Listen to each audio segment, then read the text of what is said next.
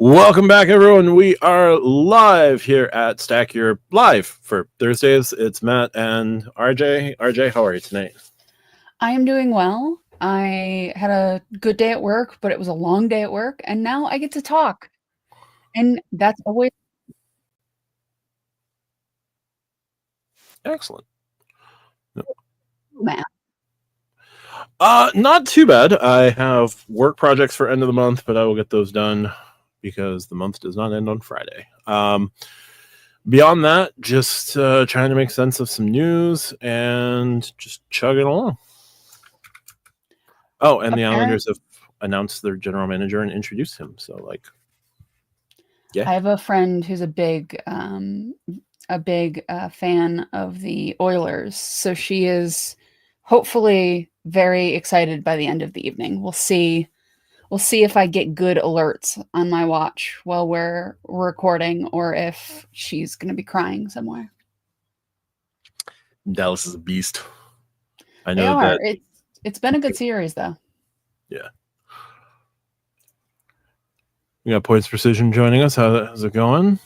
So we've got not a bit of a freeform episode. Our theme is FrankenCards, which would be like cards that Bank A has that we think Bank B should have.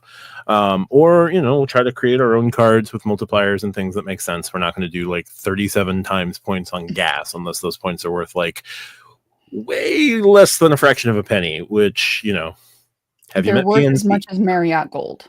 Like if your 34 times gas is worth as much as Marriott Gold, you can do it, but otherwise no. Throw it in the sea. A Texas dog joining us. Howdy. So we'll jump into that in a little bit. Exciting day for New York Islanders fans because we went from like hockey's Fort Knox in Lou Lamoriello, where like nothing ever is told, to Matthew Darsh is now saying like, yeah, communication's kind of important, and like I will communicate. What is this communication thing? Yeah, I remember when we had Theo Epstein as our GM in Red Sox land. That was fun for a little while, and then he got the Cubs a World Series a couple years later. Maybe he's like, your team should hire him. Like just have him just go to different sports and win team titles. The Browns tried this with Paul DePodesta, and it's not gone well. Theo Epstein is like he cemented his place in Cooperstown, but like it'll be a while before they actually like induct him, which is I don't know, like after 2016 they should have just like given him the plaque. Here, you did it twice. You broke both curses. Like there's nothing left for you to do. You can go take over the Athletics if you want, but like why? Yeah, but the Athletics had the whole Moneyball thing, and like they had their moment. They did. It's a good book. Don't know that I love the movie. No, I think one of the problems with sports movies is if the movie is not about the games, right? Like if the movie's not about the action on the field, the passes, the hits, whatever. Sports is a nerdy thing, right? Like fantasy football or fantasy sports in general is an incredibly nerdy endeavor, right? Like you're sitting in front of spreadsheets, kind of like half the credit card community, right? Like you're just sitting in front of spreadsheets. You're talking about math, right? Talking about a lot of math. You're talking a lot of like nitty gritty, dirty, like stats things.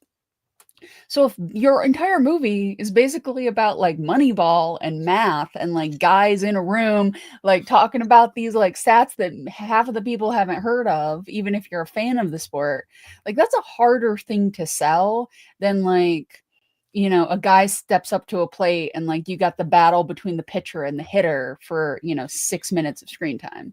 So I think it's hard to make a really good sports movie, especially when it's not about the action. I don't know if many movies have actually successfully done it that aren't like, Remember the Titans has a lot of football in it, right? It's got a lot of other things going on. Yeah. So you can't really go there, right? No, I mean, I feel like there is that a straight dichotomy where you need like a movie like The Natural, and you don't need a movie like Ed. You need a movie like Any Given Sunday, where like you can throw in the different like drama in the background with Al Pacino and what is it?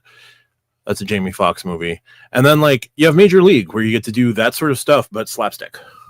Yeah, I mean, like League of Their Own did a lot of the drama around different things, but like Yeah. there was like baseball. Like there was a lot of baseball in that movie.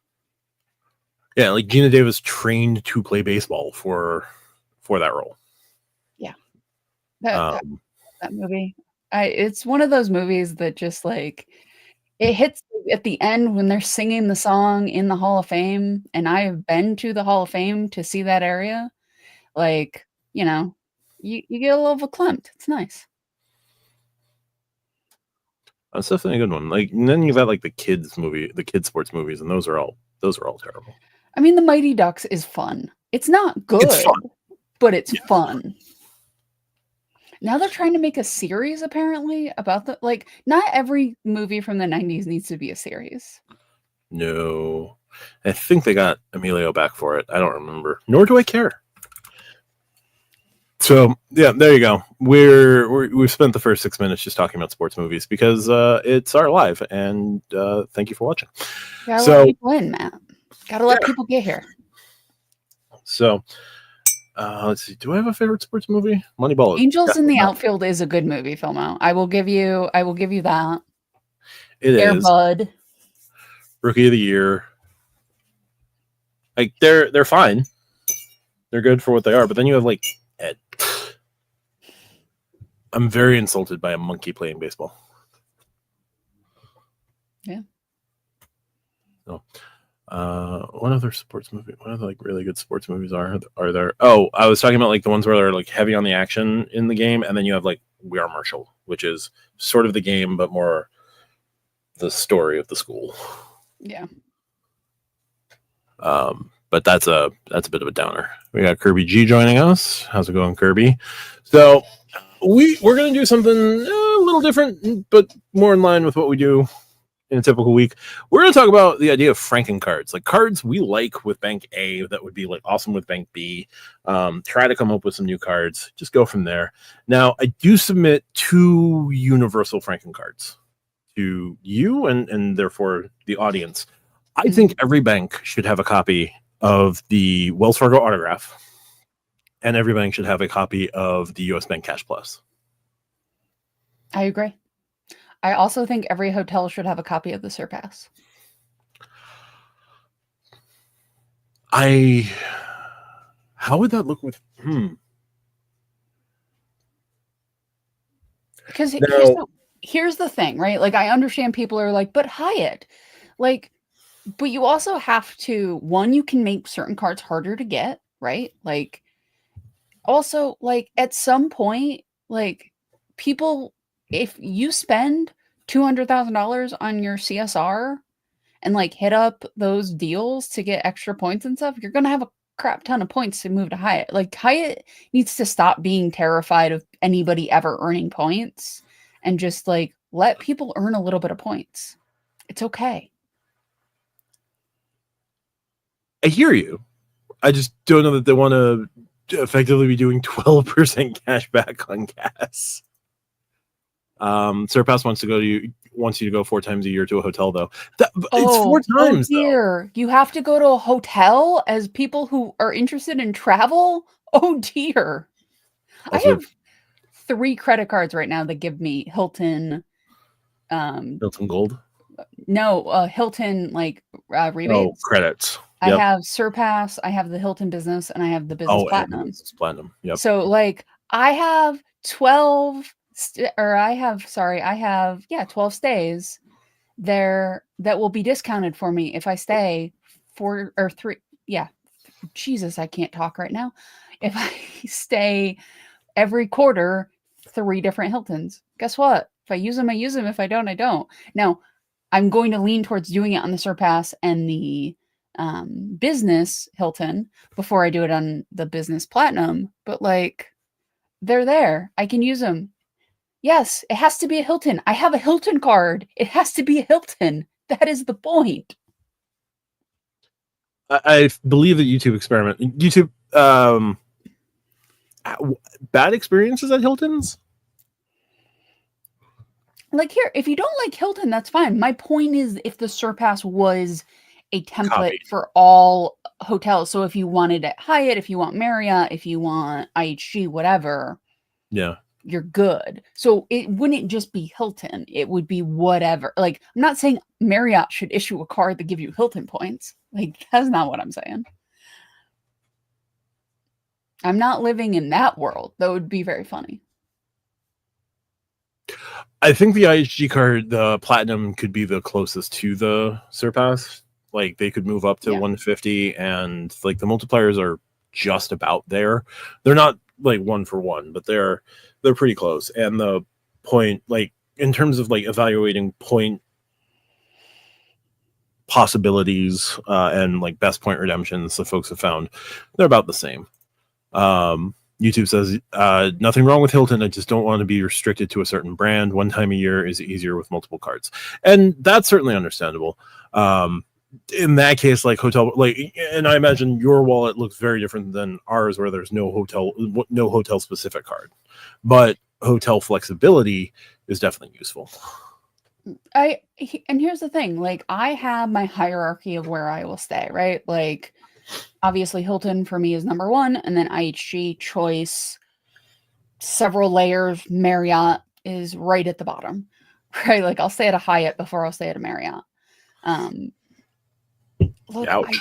I don't have a problem with Marriott. I hate Bonvoy so much that it taints Marriott for me, which I fully admit my bias. Like I fully admit I hate that program.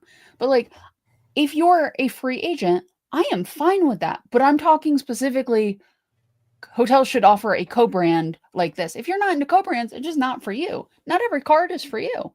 It's okay. Yeah. Kirby mentioned that he project changed his Cash Plus to the Smartly right before the nerf. He thinks he's grandfathered in, but it was long-term play to get 3x by the end of the year. We'll see how long it lasts. Yeah, that one's going to be interesting. I don't know how long they're going to let that. Thank you for joining the Discord. I just saw that you popped in there. Ooh, thank you for joining. Oh, yeah, the Discord. You can join us on the Stack Your Points Discord. If you check out stackyourpoints.com, all of our links, our associated channels, Discord, the most recent video, and the most recent audio podcast, all there. Question forum, right there. Contact us, right there. All one thing. So stackyourpoints.com going forward, definitely the best way to find out all things Stack Your Points. If we had social media feeds, we'd put them up there too, but like, who needs that? Texas Dog chimes in with League of Their Own, Field of Dreams, Natural, and Bull Durham are classic baseball movies, along with Bad News Bears. Cannot disagree there. All classics. And can't forget Major League. Always good to have the Ricky Vaughn Wild Thing entrance. Yeah. No, and so here, you and I can, I think, have this interesting debate, Matt, because you are more of a free agent than I will ever be, right? Sure. Partly location, right? Partly I am the type of person that I like to commit to a thing and just go hard in that thing. Mm-hmm. So for me, because I've committed to Hilton and IHG primarily, right? All of my hotel stays that I can possibly do that are, convenient, right? Like there is a line of convenience where if like there's a Marriott that like is hosting the event I'm staying in and everybody I'm going with is staying at the Marriott, probably will end up at the Marriott, right? So like I'm not unreasonable in it. But if if the option of Hilton or IHG, whatever, I'm going to go there. Because I can coagulate my points, right? Like I can get as many points into the two systems I want as I can. And I'm not into a Rove, or I'm not into booking every hotel through Delta. Now, if I could book every hotel through Delta and get MQDs, we would be talking a very different game. You can sometimes a year, but to do the vacations, you have to have a flight. Right. No. I wouldn't argue that. And I know that vacations would be the easier way to do the MQD, but with the reserve, every $10, Every $10 is $1. every $10 is one MQD. If you just use the reserve to make the booking inside of Delta Stays, do you not get the 3x Delta, and then you'd get the MQDs for the spend? I could absolutely do that. Yeah. But I would also be missing out on 30 times Hilton points. Well, so realistically, what I would say here would be like leave the Hilton to Hilton, leave the IHG to potentially IHG, maybe if some things shake out in a perfect way, in a particular way. Now, for possible foreshadowing, who knows? Anyway, leave those to your preferred methods, right? But if it's going to be like if it has to be a Marriott, right? Instead of worrying about Bonvoy, instead of worrying about like having your information, like booking through and getting that, and like adding nights to status that you're never going to worry about, you could make the booking at a Marriott through Delta Stays, get your MQDs, get the spend on the reserve. So like you'll get a couple more Delta miles out of it. You'll get your Delta MQDs because let's say it's $140 night, right? That's 14 MQDs. And you don't care about the Bonvoy program. So you're not actively gaining in the Bonvoy program because you're going through that third party on the occasions that you have to book a Marriott. It's not a bad plan at all. Like, I'm not saying that it is. I also hate portals. I am a book direct kind of girl, because if something is messed up, I'm not going through a third party. I'm dealing directly with Marriott, right? Or Hilton or Hyatt or whoever. So I get what you're saying, and it's not a bad idea. And I may do it at times, but it is hard for me to give up that book directly, because with the Hilton business, I can book directly and get 5x Hilton points. So if I booked an IHG, because I don't currently have an IHG card, I would get my 16x IHG points, and I would get 5x Hilton points. So for me, it's hard. I'm not saying it's not a good idea. Yeah, no, I'm just throwing that out there as the, leave Hilton to Hilton, leave IHG to Hilton Biz for right now, for at least that temporary stack. But in the cases that you have to go outside of your number one and number two, a little portal won't hurt. I'm not, and it's not a bad idea. If I was, so here's the thing. If I'm in the middle of a status, right? Like if I'm $3,000 away, I'm probably not going to do it, right? Because to me, it's not worth it to get $30 of MQDs. Right. But if I'm $100 away from platinum or whatever, then I'm absolutely going to do it, right? Like it's that, where am I in the cycle? And what do I have coming up to do it, right? Like if I know I have this flight, I can do this, I will be $100 away from platinum. I'm just going to go get a hotel for, 2 nights. I'm going to check in, come back in 5 days and check out, right? Like I'm not going to stay. I'm just going to, spend some money to get the MQDs, so there is possibility there, but I like to book direct so much, though Marriott might be the one hotel chain that I just go, you know what? I like booking through a portal and not dealing with you people. Yeah. So Kirby mentions that he's a hostel guy at the moment. Wants to start stacking the hotel points next.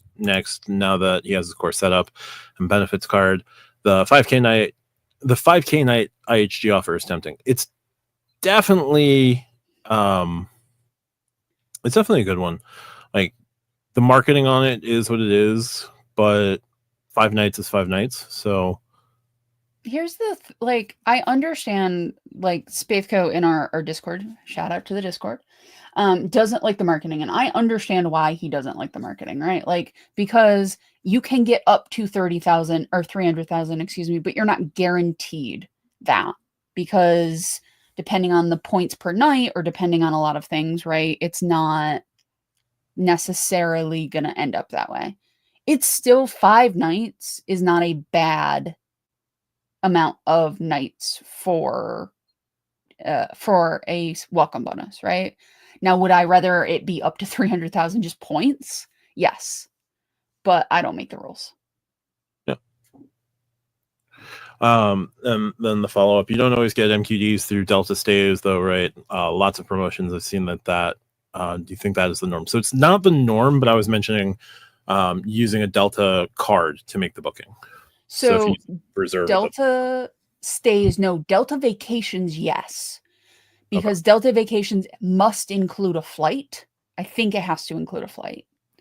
There might be one that's a rental car and a hotel, but I believe 2 of the 3 options include a flight. That one always has MQDs. It's the stays that you can just do a hotel. That one is not necessarily. Yeah, so they'll do the occasional promotion here and there. Yeah. So yeah, we got Kirby. Wish you could top off to 75K. Was planning on getting the business version of the card for Chase marketing sake, but who knows?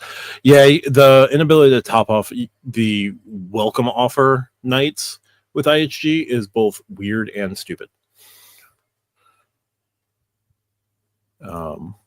Yes, David, and thanks for joining us, David. So I'll say there. And yeah, using the reserve for MQD per $10. Yep.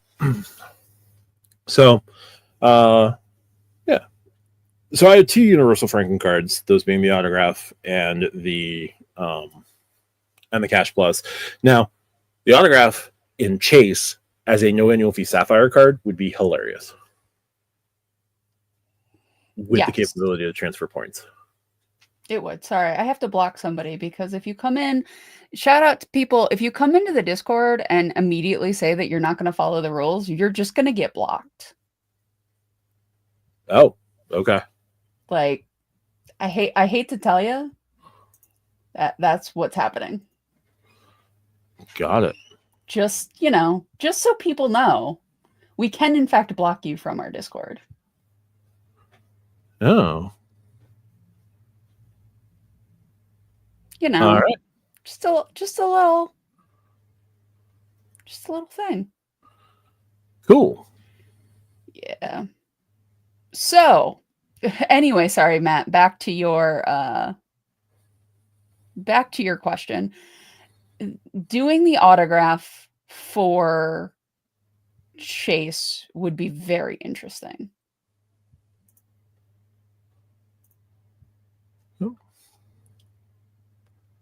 Oh, sorry.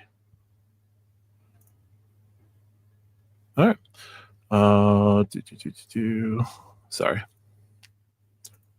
Oh, cool. More people to block. Guys, don't come in and just be jerks on the Discord. That's not going to end well. Nope, not at all. I have a quick button to ban people. Yep, no idea what's happening there. We'll figure it out. We will. Don't worry. Anyway. Yeah. So, any FrankenCards on your end? So let's see. Hold on. Oh, we just got rated. Awesome.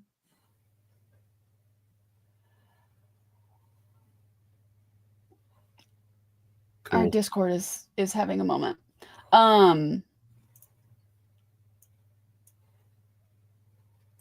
Yeah, no, this is fun. Anyway, I don't know what's going on. Anyway, so as far as cards I would like to see, and we're gonna go probably primarily Amex, just because that's the world I live in. I kind of would like to see the Freedom Unlimited with Amex, just because it's a personal card that gives you more than 1x. It's not a bad card. Like it's I know you don't like it, Matt, because you think it can be better, but it's not a bad card. No, I mean I live with it. It could be a lot worse. Like I have that as my here, have food card.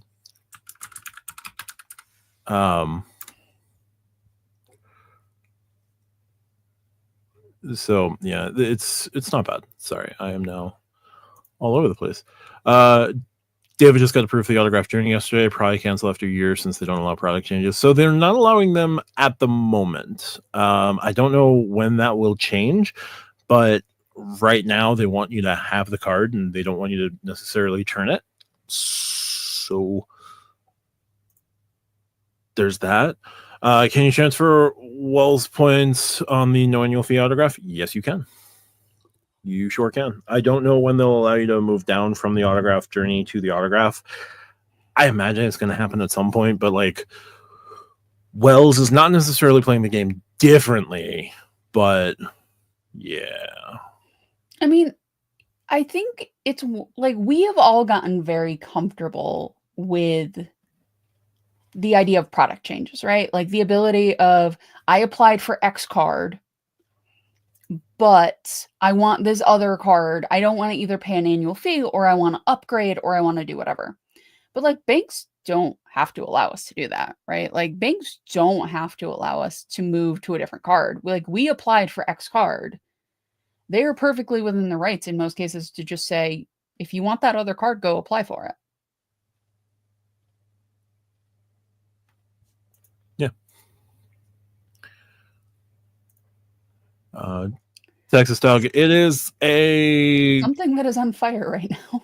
Yeah, it's like a kind of like a chat room, basically. We moderate it.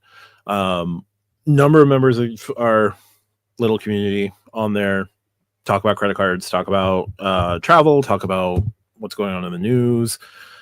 A lot of philosophical stuff about the meaning of points. Some useful, some not. But there you go. He was going to cancel his Delta Gold after a year, then got an upgrade offer, then another. Now he has the reserve and fly Delta all the time. The credit card game is always changing. Yeah.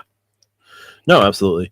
The MQD play can work for you.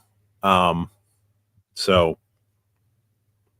the MQD, it's like, here's the thing. If you are somebody who does a lot of Delta redemptions, I fly Delta exclusively. I don't do a ton of point redemptions because I wait for specific things, right? Like I wait for specific redemptions I want. So for me, I'm going to build it up slowly, right? Like I'm not going to just like use my Delta card for everything. So I am less concerned about building a stockpile. So for me, like if you're a Delta loyalist, like just like get the platinum and get the reserve because now you've got guaranteed silver and just use those cards for as much as you want. Like if you want to go hard into Delta, you can go hard into Delta. Like it's not because they don't have mileage plus X, it's not as easy as United, but it is possible. Yeah. Yeah, Texas Talk, it's like the best group text you're ever going to be in with multiple rooms. Yeah. Sometimes it gets caught on fire. It gets set on fire. I think it's over. I think it is. I think the worst is over. Shout out to co-host Treek for getting on there and helping us out a little bit. Card, I think another card that I think would be awesome going across multiple issuers and especially transfer partners. Transfer partner capable issuers would be the Huntington Voice Rewards card. This is a 4x on the category of your choice. It's up to $4,000 in spend per quarter on the personal card. It's up to $7,000 per spend on the business card. But the personal and business card pretty much have the same categories, including grocery and discount stores, which I find hilarious. This is a card that you could use at, I believe Walmart would code as a discount store. And I think they do. Target, I think, potentially can get in there. And I know for certain Dollar General and Big Lots would. Now, do I go to Dollar General and Big Lots a lot? Me personally, no. Do I know people who shop there? And you know, I wish I would get more points for the shopping that they do there. Yes, I do. And for transferable currency points, more important to me in a system I use, more important to me than, you know, a store specific card. See, for you, transferable currency points are the most important because my partners are so locked. Yep. I am more comfortable putting so much with Hilton because most of my points were going to go with Hilton. Hey, Tariq, thank you for playing Fireman, sir. Yeah. Whoever decided to hop on and do all that nonsense, I will find you and I will make sure that Credit One has your business now. I thought you were going to say eat bad barbecue. Going to make them eat bad barbecue. No, it was either that or, you know, take a baseball bat to the kneecaps, but I decided to be a little more friendly. Huh. I did visit the Mob Museum and when I was in Vegas, so I got ideas. Controversial take, there is no bad barbecue.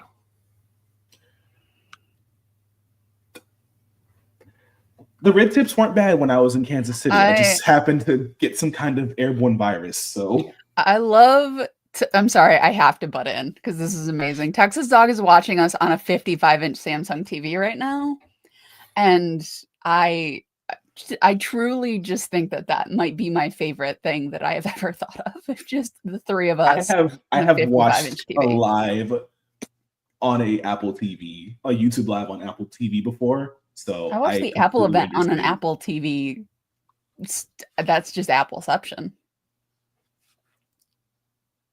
M2K chiming in with you've been missed. Yes, I missed y'all. And Rupert Pond with a there's no such thing as the mob. Yeah, you're right. It's waste management. Going back to a Rodrigo question here real quick. What would the Hilton Aspire with Chase look like? Nerfed. Not the same, for sure. Would it be IHG or would it be Hyatt? Like that? Because the thing is, like, that matters, right? Because if it's IHG, it could, in theory, it could look nearly the same, right? Like it could give you top status. Marriott. It'll be Marriott. They'll just clone the Brilliant.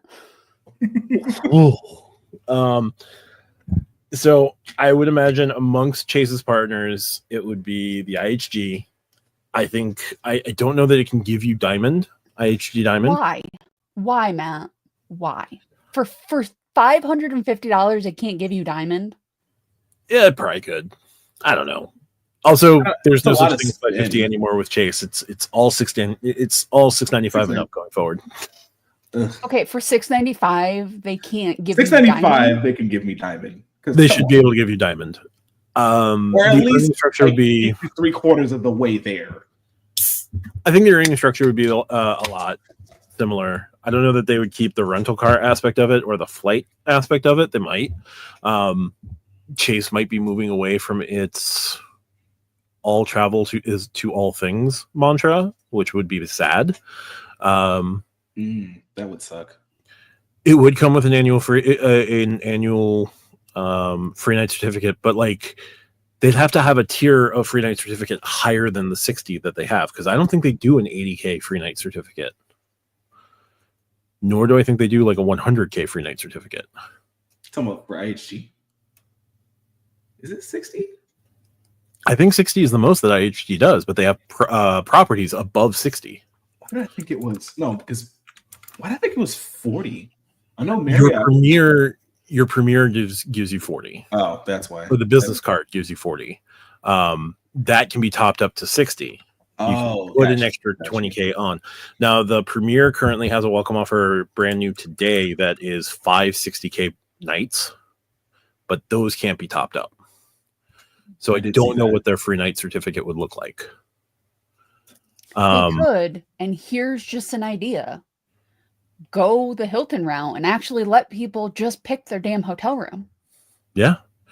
IHG likes to IHG last year said something along the lines of like, we need more credit card spend, we need more spend from our loyalists, and like capping the free night is a way to avoid spend, because okay, I can't do much better than this. So if there's any of the chains that need to like lift their free nights restrictions, it would be IHG. Agreed. Like, I understand the rep that Hilton gets, but Hilton makes so much money, and people spend so much money on their cards, and people spend nights in their hotel rooms, like paid nights in their hotel rooms. Like, it feels like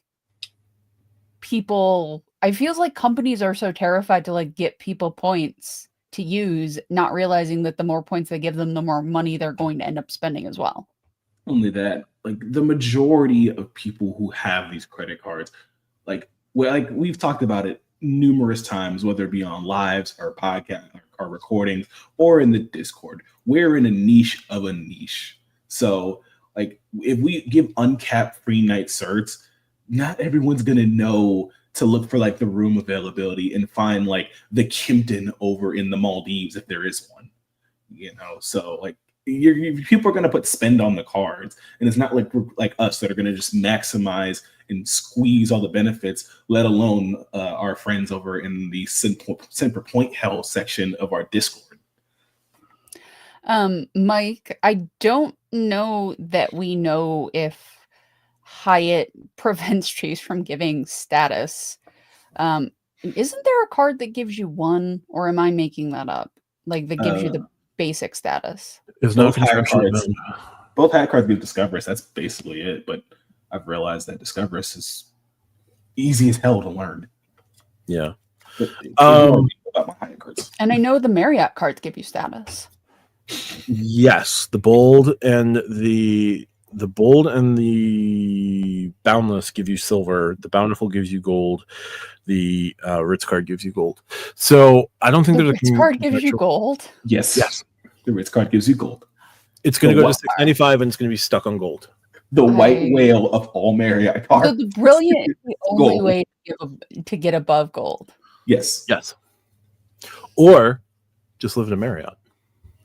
I mean, if I had several $1 billion, I might just permanently buy a Marriott room, like just give them 365 days of premium up front for that room, just cause if I had $1 billion, why not? Yeah. Kirby mentions the Kimpton Seafire is a 70K. Yeah, the current 5 free nights wouldn't be enough, and you can't top off, so that's annoying. But you could just buy 350,000 IHG points for not a ton of money. You could. And Mike says going forward, not past. I'm not aware of anything. I would need some Chase contacts, and if anybody's got some contacts at Chase, please let me know. It would also, to me, it would be weird that Hyatt would put the restriction of you can't give another hotel status. Like, I feel like Chase would not play ball in that way, right? Like, no. It feels like, and it also feels like a weird request from Hyatt, right? Like, I can understand them being like, we're not going to let you put a higher status on our cards, but like, we can't tell you not to put a higher status on somebody else's cards. Yeah.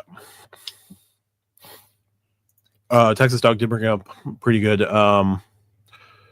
point. Why not discuss the potential UA acquisition of JetBlue? United CEO has publicly announced interest in JetBlue, and they've now entered their Blue Sky agreement, sort of like what United did with Continental before their merger.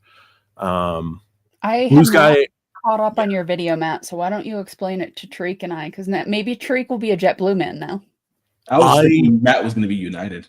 I haven't done the video yet because I'm still formulating thoughts on the video. Breakdown is there's a new venture between JetBlue and United Airlines. They're calling it Blue Sky. I don't know if they're going to call it Blue Sky Alliance, but it's Blue Sky going forward. And what you'll get is reciprocal status between the two airlines. So if you have JetBlue Mosaic, your JetBlue Mosaic will be recognized on United. So you're going to get perks for being Mosaic on JetBlue. Perks for being Mosaic on United flights. whatever those may be. Things like booking extra legroom at the time of booking your seat and stuff like that. One free check bag for what is it? Mosaic 1 all the way up to Mosaic 4. Same thing reciprocally on JetBlue. If you have silver to 1K status, you're going to have all of that recognized when you're checking in on JetBlue, baggage check, boarding groups, and all of that. My lovely JetBlue business card gives me the same boarding privileges as Lonnie's United 1K. I think it's better for Lonnie because he doesn't need no business card to go and get Group A boarding. So it is not a code share. It's an interline agreement. You can book JetBlue flights with TrueBlue points. You can earn TrueBlue points on United flights. You can book United flights with JetBlue points. You can book JetBlue flights with United points. They're also swapping slots between JFK and Newark. So JetBlue is getting 8 slots at Newark, and United is getting 7 slots at JFK when Terminal 6 opens. So it's going to be the slow return of United to JFK. And the speculation right now is that this is the beginning of United buying JetBlue. When does this kick off? The points booking, points earning, and what do you call it? Reciprocation, status reciprocation. That is set to start later this year. I don't know if it's later this summer or in the fall. The slot swap for United is set to start in 2027 because you can't fly out of a terminal that doesn't exist yet. That is, I believe, correct. Yeah. Or sometimes at Newark, and those do exist. Well, you just can't fly out of Newark at all or into Newark at all because ATC is just broken because we neglected it for 40 years, 50 years. And we want fewer and fewer ATC folks because reasons. John R. joining us. Hey, John.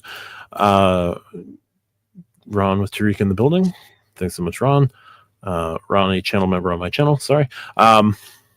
So overall, it's interesting. It's going to be starting later this year. I'm interested to see what other perks there may be. Like what I would love to see. Oh, another thing, United is changing their booking back end for their United hotels, United car rental, all the stuff like that. They're going to be adopting Paisley for that, which is JetBlue's back end. I don't know if JetBlue is getting a residual kickback for that. I don't know if United has given them like a big chunk of money up front and said, here. I don't know what the deal there is. I think that's going to be like a lifeline for JetBlue for a little while. Mm-hmm. The bigger lifeline being that, you know, they're going to start getting United customers and their customers are still going to be earning points on United flights. So that's going to be big. But I do think that the Paisley stuff is going to be a bigger paycheck than we realize. Well, it's like what Google gives $20 billion to Apple to be their default search engine. And like you can think of those two companies as, you know, moving that amount of money together. Yeah. Texas suggests that everyone visit the United Continental History. I think United is buying JetBlue. JetBlue is in a bad way. JetBlue has been in a bad way. All of the low-cost carriers have been in a bad way, especially since the world. Yeah. Southwest has been hurting. Frontier has been hurting. Spirit changed their whole business model because of things. Frontier is changing its business model. Breeze stepped in with like a different business model for low-cost carriers. Southwest is doing what Southwest is doing. Folding. I believe the technical term is folding. Collapsing under the demands of affiliate management. Will the government allow it? All depends on. Yeah. This is what I'll say. If United is going to purchase JetBlue, United better announce it in the next 30 months. Yes. If they do, and they end up just taking all of like JetBlue's fleet, can they find a way to just implement JetBlue's in-flight entertainment with like the United Next? Because you know it'd be nice to get like the live TV on the chairback screens. You know who JetBlue has flight that is trait? really good. You know who has really good in-flight entertainment and like really Who? nice screens? Hmm. Delta. Yeah, Delta also had a delayed flight that had a girl singing Moana. No, thank you. They had some little child girl. You know what also helps is noise canceling headphones, because I put those suckers on and I'll hear a baby, an old lady, or anybody singing Moana. Yeah, but they were singing on the intercom, which when they do the intercom, all the No, screen. my noise canceling headphones roll on Yeah, no, because I'm it's not, Kirby, that's coming. I know they're rolling out for they're rolling it out, yes. Yeah.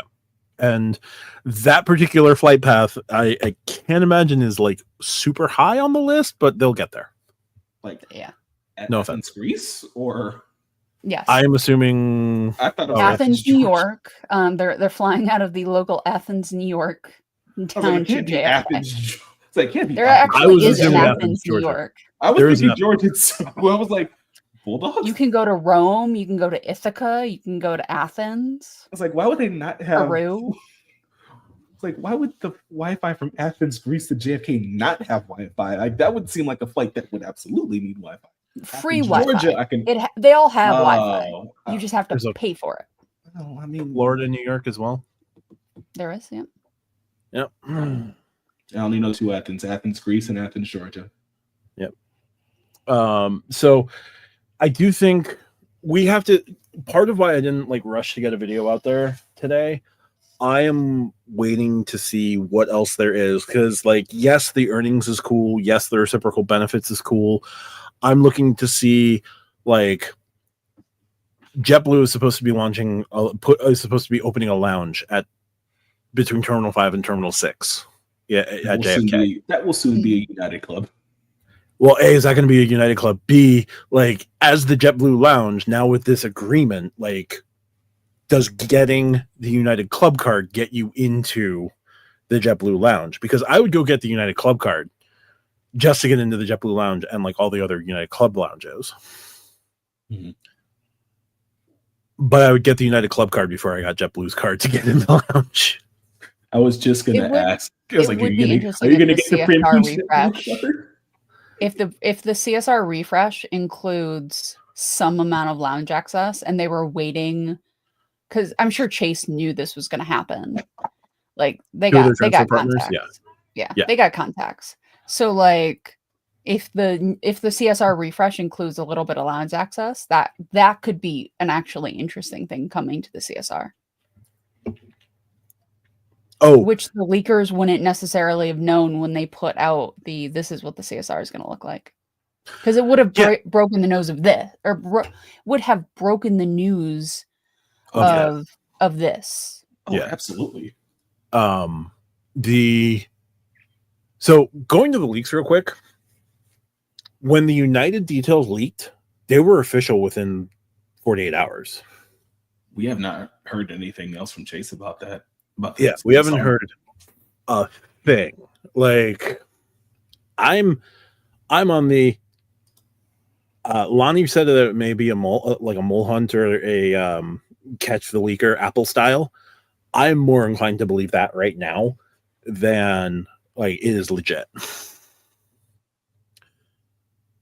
So I don't know how true those are. Like, I believe the 795. I don't believe a whole lot of the other facets of it. But I also think Chase would be pretty pissed off about this, because Chase has given United its own version of the edit for the United Club card, and like put credits on the United Club card for that version of the edit. And now United is going to be using JetBlue's back end for booking hotels for United, and not going through Chase. Yeah, that had to be an uncomfortable conversation. Yeah.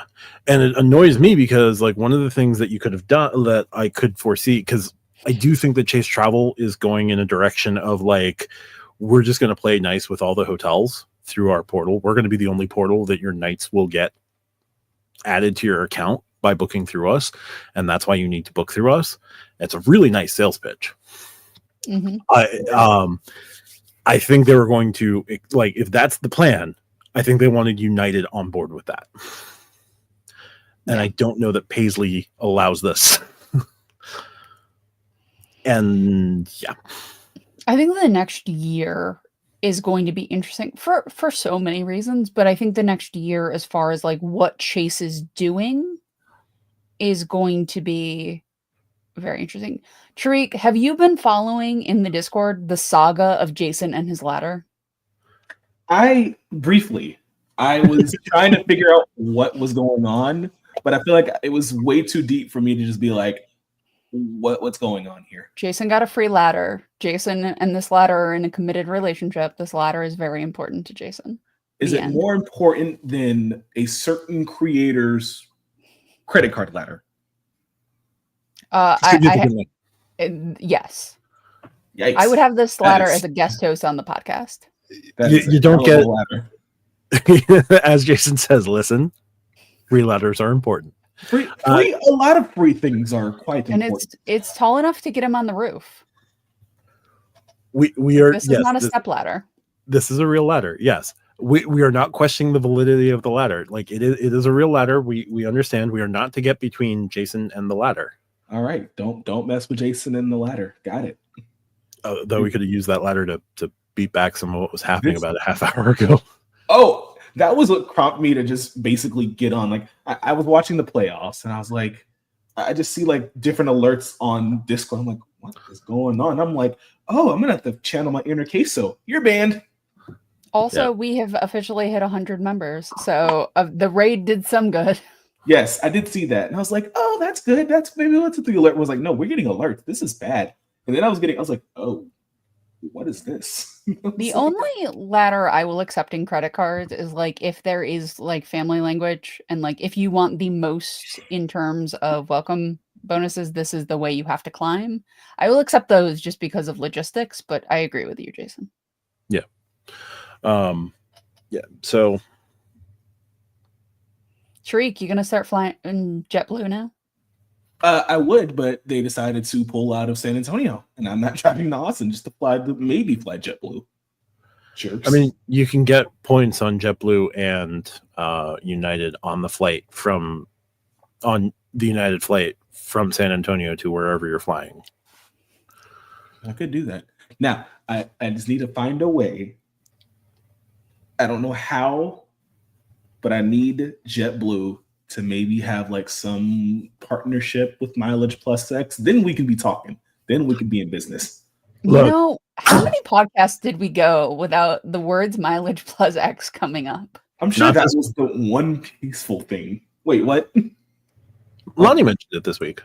Did he? Oh, Lonnie also teased me this morning with the whole like JetBlue thing. Like, I'll bet you went out and downloaded the Mileage Plus X app today.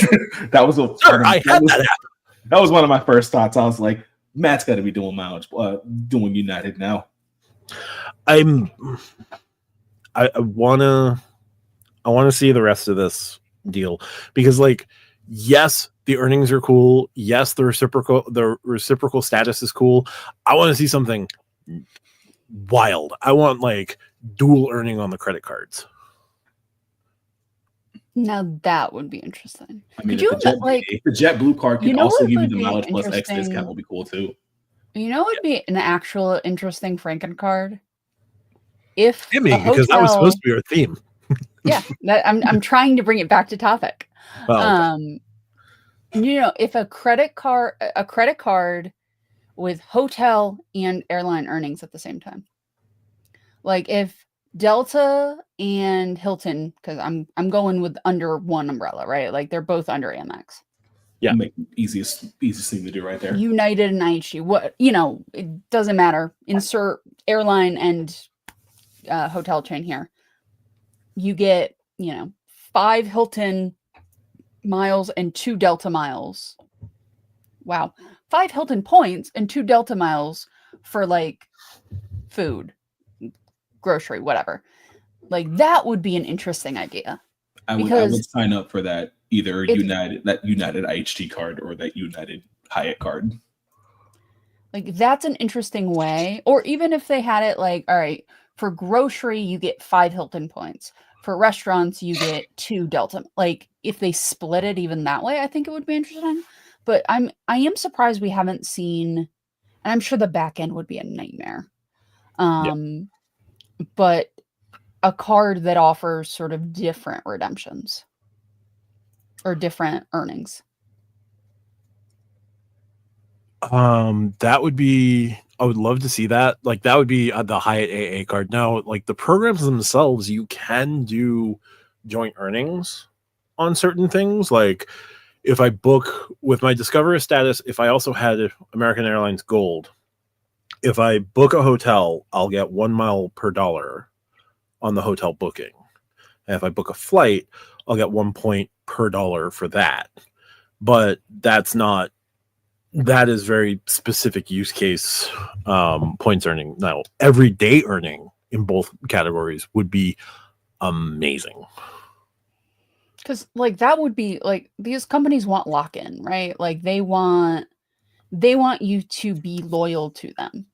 And Yes. if you get them to pair up a hotel and an airline, like that could really get some people, especially if it's the one you already like, it makes it easier.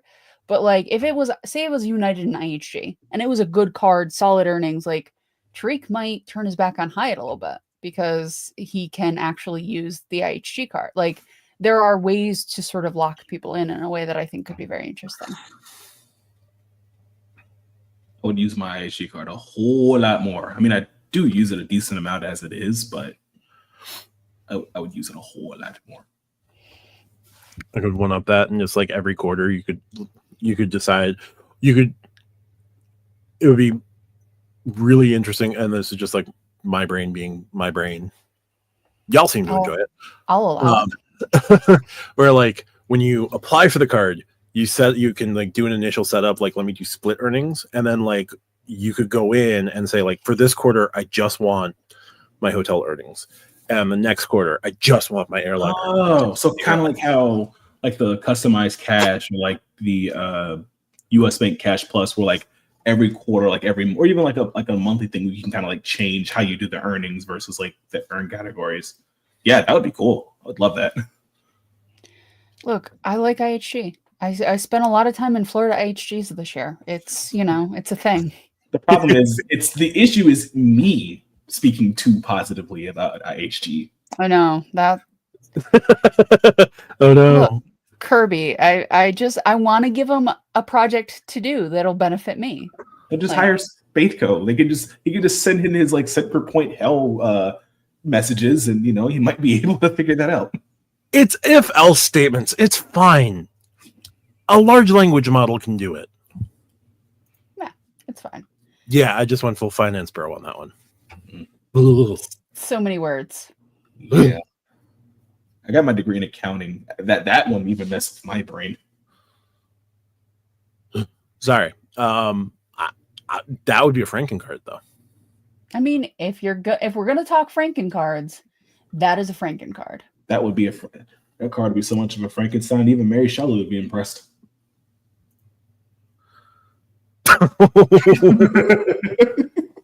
Sorry, Tariq. The strays keep on coming.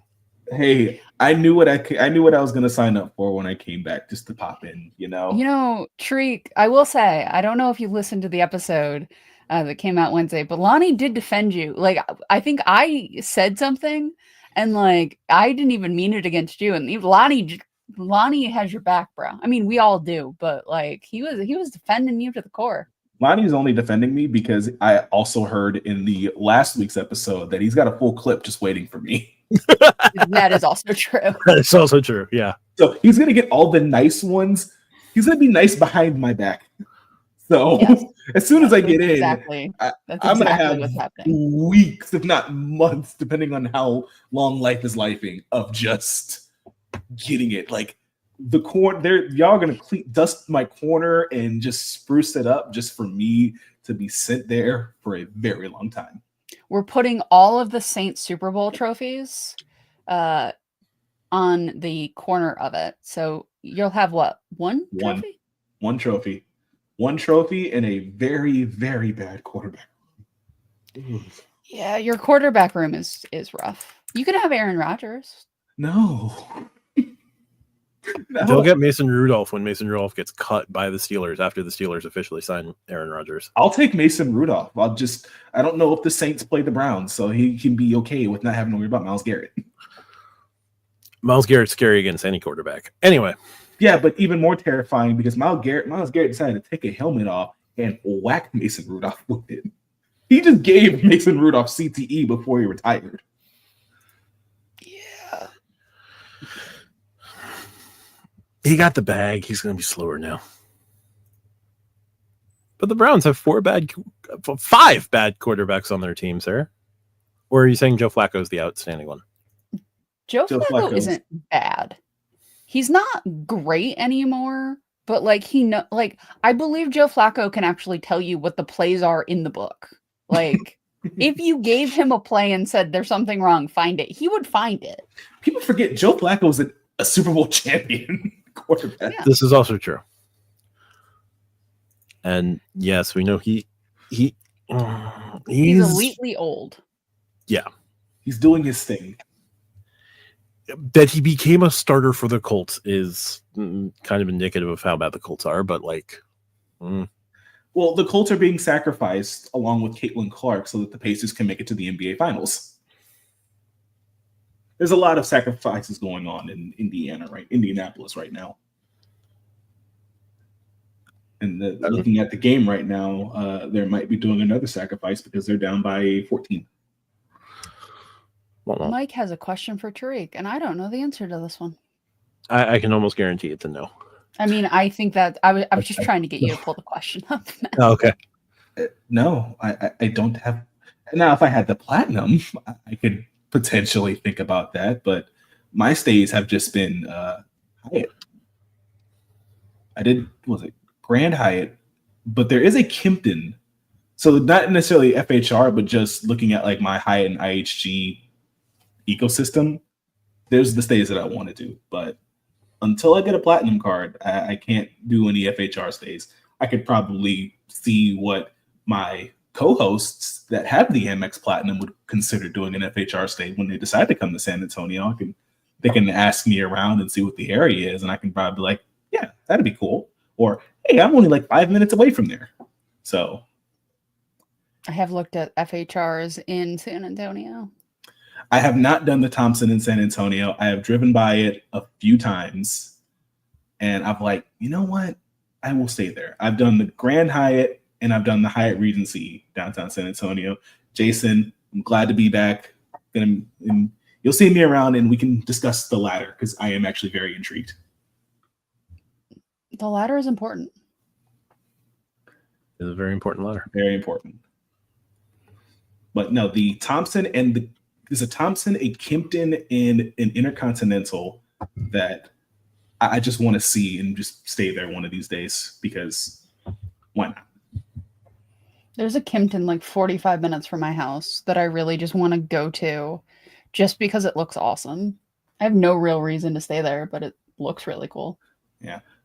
Mike, I did that. I was at the Regency for New Year's Eve, and as much as it was nice to be at the Hyatt Regency, I forgot that Hyatt decides to do a New Year's Eve party on the Regency, and that hotel was fully booked, and it was an absolute nightmare trying to go through the elevators. I will never do that again. Grand Hyatt, maybe, but Hyatt Regency, hell no. That's fair. I'm just going to keep booking. Well, I kind of want to keep, if I secure another year of Discoverist, I'll probably go back to Rove for Hyatt stays as well. If Hyatt was in more places, I would care. But the places I go, they're just not it's hard to care about a program that you have to put in more effort than not to use. And I just don't go to Hyatt places. What even is a Hyatt place after Chicago? Well, I don't go to Chicago, so that was arguably my peak so far on Hyatt stays.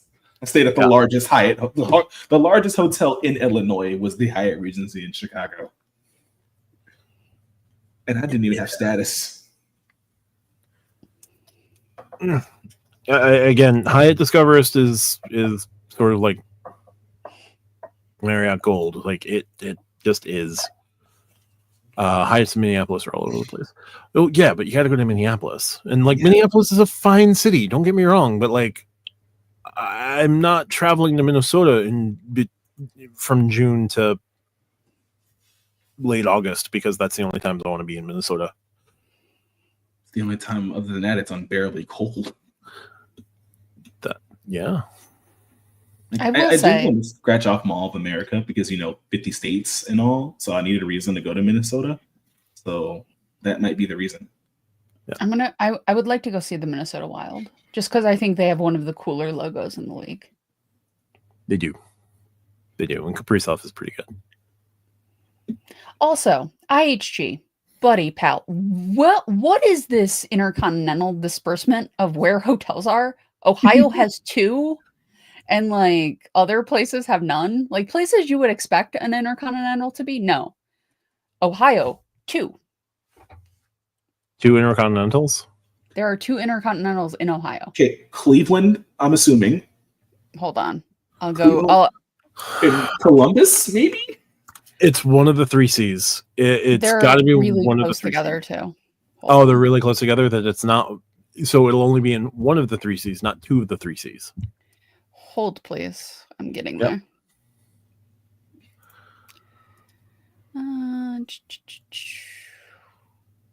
In the meantime, Mike asks the side question: would you consider the Redstone Visa signature if you were in the geofence? So that's Alabama and Tennessee. So that's asking a lot. It's 5x gas and 5x dining, if I remember correctly. I've stopped paying attention to the Redstone just because of the geofence, but I believe if it's still like that pretty strong card, then yeah, but the geofence kind of messes it up. The Visa signature, 1 second. Yeah, 5% on restaurants and gas, 3% on groceries, discount stores, wholesale clubs, utility, phone and streaming services, and 1.5% everywhere else. Yeah, absolutely. Cleveland has 2 intercontinentals. Cleveland? Look, before the 1960s, Cleveland was actually a city. Okay, but it's 2025, Matt. LeBron left. Cleveland was a city well before LeBron was even born. What are you gonna do? Go watch the Browns? Like, come on, have some self-respect. I bought it. It's great. Like I enjoy it. Like I haven't used my cert yet, but I just like it for platinum with IHG. So, Mike, that Redstone Visa signature, just being reminded what it is. Also a FrankenCard. That is a card that should be away from the confines of this geofence. Put that in any of the transferable currencies that I gather. Like that would be the strongest Citi card. That would be the strongest Wells Fargo card. That would be the strongest Chase card by a country mile. Oh yeah. Matt, I have a card that if it was on Chase or Wells Fargo, I think you might go a little crazy. I think it might come close to dethroning the autograph for you. If it's gonna make Matt go crazy, I might start foaming at the mouth. Right. So we've got 5. We'll go 5x, but 5% on grocery. Oh god. 3 on gas, EV, wholesale clubs, streaming, pharmacy, and then 1 everything else. The other option is 5 on gas and EV, 3 on travel, restaurants, grocery, and then 1 everything else. Wait a minute. The AAA cards. The AAA cards. AAA cards. Yeah.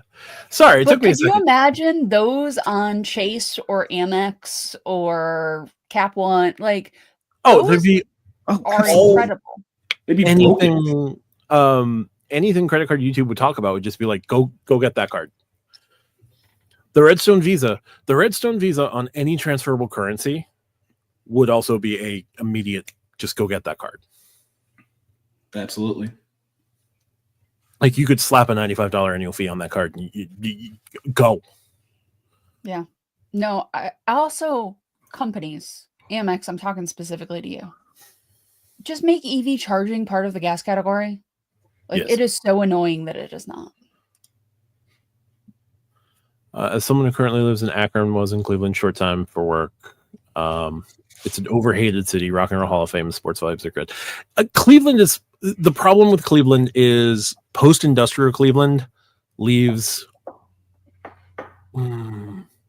things get over discussed with Cleveland for reasons that aren't great. Post-industrial Cleveland, that only just amplified. Yeah, full disclosure, I have not been to Cleveland. I do want to go to Cleveland. As a matter of fact, when I'm crossing off Ohio, aside It's a cool city. Aside from Dayton, because I have family in Dayton, that would be the city that I would visit in Ohio is Cleveland. Because I would want to go to a Cavaliers game. I would want to go to a Browns game. I would want to go to the Rock and Roll Hall of Fame. Because it just seems like it's honestly, when you think of Ohio, you think of like Cleveland. For being truly honest, unless you're like in the Midwest, then you may know the other cities in Ohio. But for the average American, when you think Ohio, you think Cleveland. Not the average American. When it comes to Ohio, I think Cincinnati. Man, Cincinnati. You too. are not you have never been, nor will you ever be the average American. Oh God, no. For so many reasons. Yeah. I also forgot that the Redstone is no annual fee and no foreign transaction fee. It is ridiculous how strong that card is. It's just geofenced, and I don't want to be in sections of Tennessee, in the sections of Tennessee that Redstone's in active in, and I don't want to be in Alabama. Yeah, that's what authorized users are for, Matt. Oh yes, obviously Cedar Point. Only reason why I know Sandusky, Ohio. It's like, as a thrill seeker and roller coaster fanatic, that is like my mecca. I always love the cities that also have the names of counties, but the city and the county are not coterminous. So Sandusky, Ohio, where Cedar Point is in Ottawa County, Ohio. There's also a Sandusky County, Ohio. Check out a Guardians game in Cedar Point Amusement Park on a random piece of land sticking into the lake, so the views are beautiful. Yes, and also terrifying when they do that swing thing 150 feet in the air, where you're worried, maybe at a very low level, that you're just going to go flying into Lake Erie. Full disclosure, I don't hate Ohio. I actually lived in Toledo when I was a little kid, so I know a little bit. I even went to a Mudhens game. It's the first baseball team I ever knew about was the Toledo Mudhens. Yes, and like Ohio, I lived and worked in Ohio very briefly. It was 2012, very specific reason that I was there. I had a grand old time on one particular night. Like, it was awesome. Was it December 21st? No, it was November 8th, 2012. I only said 21st because that was supposed to be the end of the Mayan calendar when everyone thought the world was going to end. That was also supposed to be in 2012. Mm-hmm.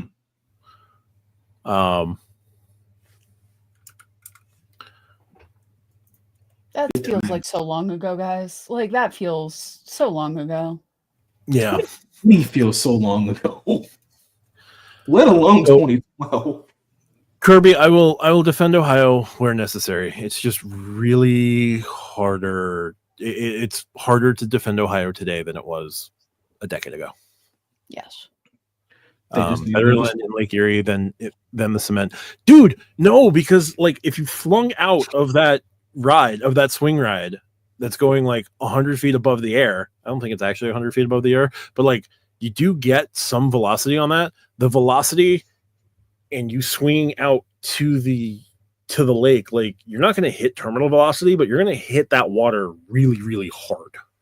You better hope you're dead when you hit that water, because you're going to want to be. Yes. Well, and then Lake Erie is cold, so you'll just freeze and drown. Rodrigo says, if you move to Alabama just to apply for the Redstone signature visa, guys, there's ways to get the Redstone visa signature outside of living in Alabama and Tennessee. There are groups that you can join. I think they just like you can join the credit union. I don't know that you can apply for the credit card outside of once you do that. How long does it take to break even on your moving expenses with your earned cash back? Years. I think what you need to do to qualify for the card is you need to go to all of the FBS Division 1 FBS football games in Alabama. So you got to go to a Crimson Tide game, a Auburn Tigers game and a UAB Blazers game, and then they can consider you, especially if you say Roll Tide. So, Jeff Foxworthy back in the 90s had signs you might be a redneck. Yep. This is signs you might be a credit card addict. If you are moving to a specific location to be able to apply for a credit card, it would be like me moving to Canada to get the Cobalt that I cannot use in the US because of foreign transaction fees. You might be a credit card nerd if you somehow have a mysterious relative in Kentucky. This isn't nerddom. This is addiction. You might be a credit card addict if you have a random relative in Alabama, so you can apply for this Redstone Visa signature. Oh, hey, they even give you 0% APR and 6 months on balance transfers. What? Why is this card so cracked? Apply in Redstone Live. Become a member. Ready to open a Redstone credit card? Become a member. Okay, so if I become a member... Matt, this is not a side quest you need to do a video on. He's going to do it. No, I'm not going to do it. Matt's going to be the Redstone and the Rove guy. I can feel it. Like, Wells Fargo's gone. He's Redstone now. He said, Red autograph Beyond Stone not here. No extra transfer partners. Fine. Rove and Redstone. Matt, we've been picking on you on Rove. Why don't you explain to the people what Rove is while we're here? Yep. Real quick, the 5% category is capped at 7K each. That is fine. I do not spend more than 7K. That should be worried about 7K in groceries is our friend Kit Kat. Yeah, I mean, for Craig, he would need like 3 or 4 of these cards. I'm sorry, for Craig, he would need like 8 or 9 of these cards. What is Rove? Rove is a new travel portal and shopping portal that launched last month. It was launched by a couple of college-age kids, and the founder was a kid who kind of like hacked the credit card game, like figured out how to get all your sign-up bonuses, how to do your transfers and maxing things out. Spent a lot of time in Southeast Asia and was inspired by in Southeast Asia, where Cathay Pacific is, specifically Hong Kong. Like, Cathay Pacific miles are also basically currency. So, you can get miles on a savings account. You can get miles just by shopping at 7-Eleven. You can get miles in all these other places. So he's developed this program that will generate miles, and they have transfer partners. They have 12 transfer partners right now between 11 airlines and Accor Live Limitless, because Accor just will partner with anybody with a Pulse, except Wells Fargo. And you will earn 3 times Rove miles on flights that you book through Rove. You can earn up to 35 times points on hotels that you book through Rove. The Rove points. So like, you also will be able to get not just those, but like Rove codes as travel. So if you have a travel credit card, you'll also get your travel points. So you make a cash booking. Now, all the cash bookings I've seen on Rove are non-refundable. Do with that what you will. They also have a shopping portal side. So it's like it's like Expedia and Rakuten had a baby. Interesting. That's scary. So the shopping portal, now the earnings that you can do on the shopping portal aren't like amazing, but they are pretty solid, and you can get like 3.2x Rove miles on virtually any gift card on every gift card that they have. Your spend is capped on the gift cards to $2,000. So you can't go more than $2,000. So like they cap out combined. I believe it's each. So like there's a little bit of there will be some breakage there, and like, please, for the love of God, don't break this.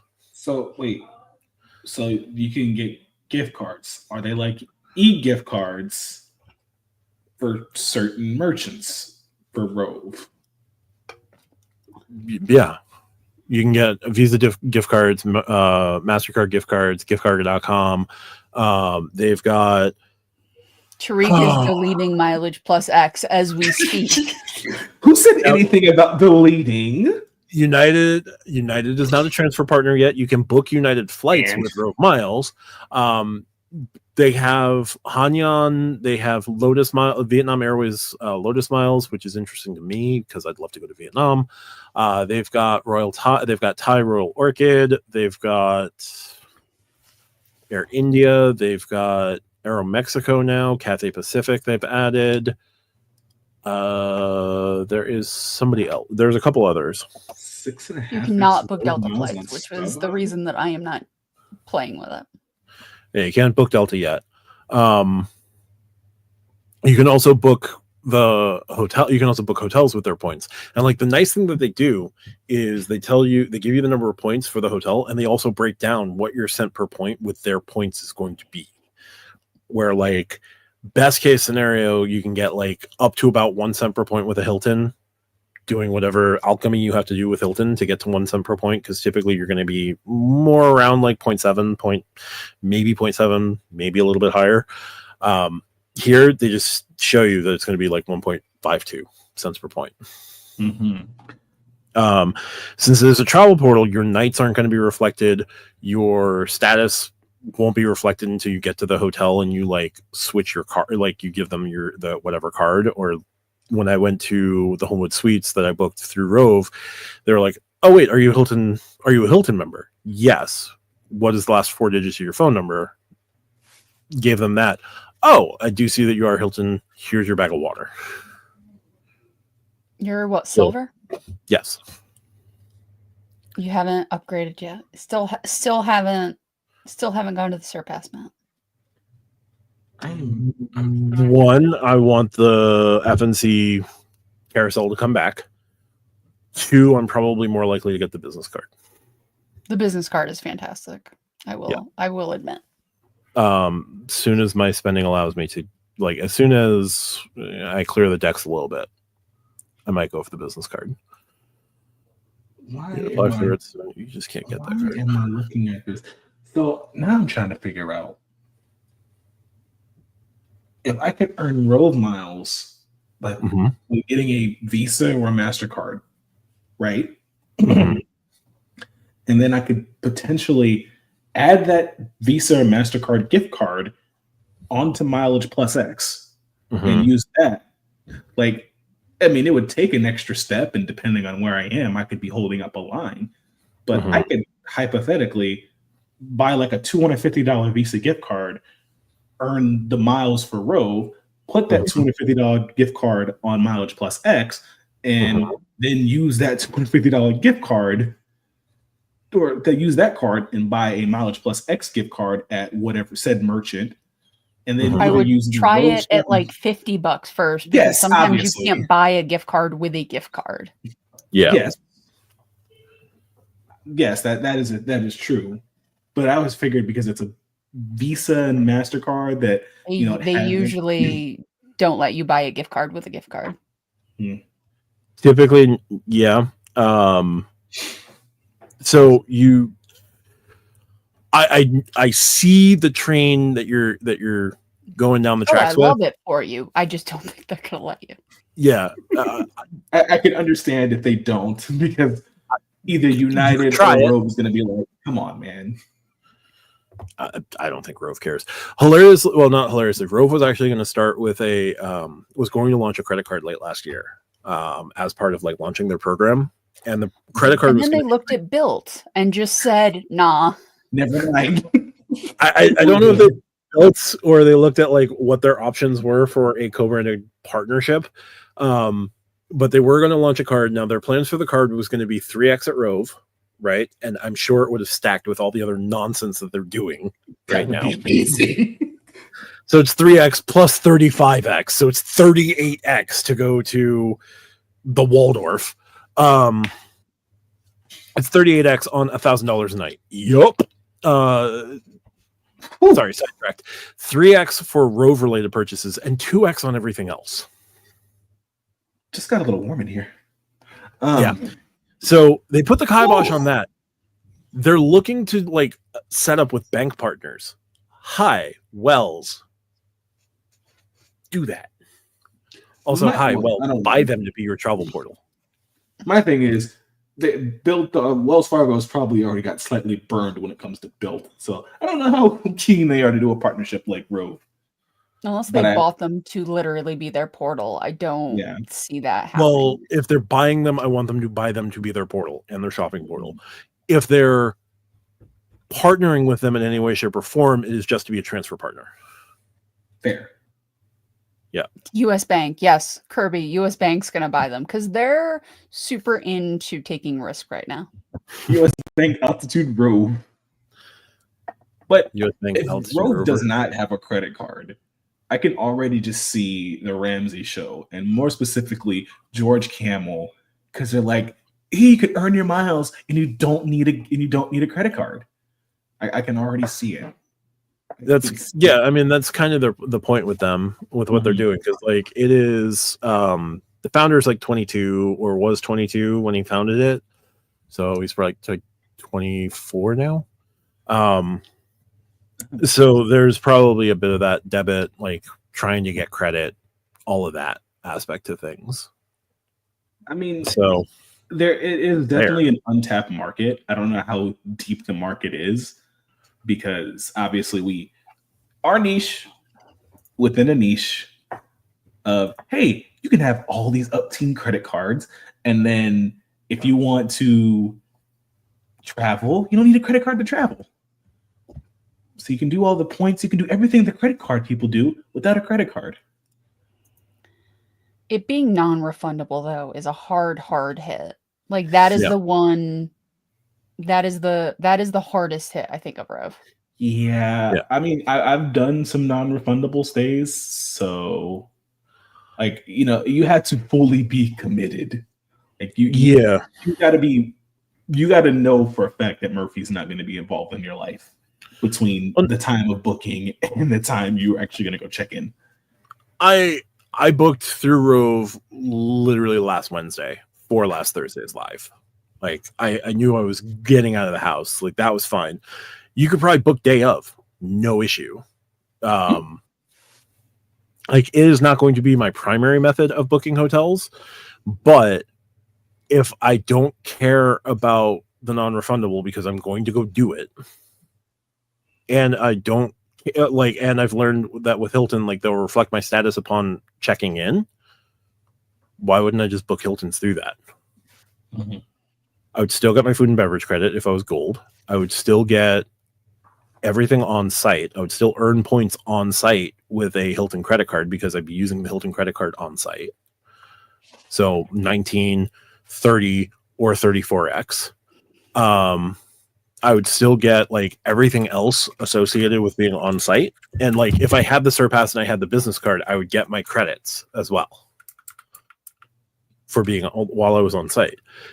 And I'm earning, 22, 24x Rove points that I could eventually use to like transfer out to transfer partners or book even better stays. I think you need to get the Surpass and confirm that you in fact get those credits. Do it. Or the business card. That's fine. You get gold with that one too. Do it. So based on what I've already done, I am like 99% sure, but that's fair. We also have Chad's Money Minutes joining us. Chad, how's it going? Hopefully you're not necessarily traveling this week if you don't have to, but always good to have you join us. So yeah, Rove is a pretty interesting concept. I've also gotten like 10 referral signups, but I don't start earning points until people earn at least 250 points from Rove. So that's fun.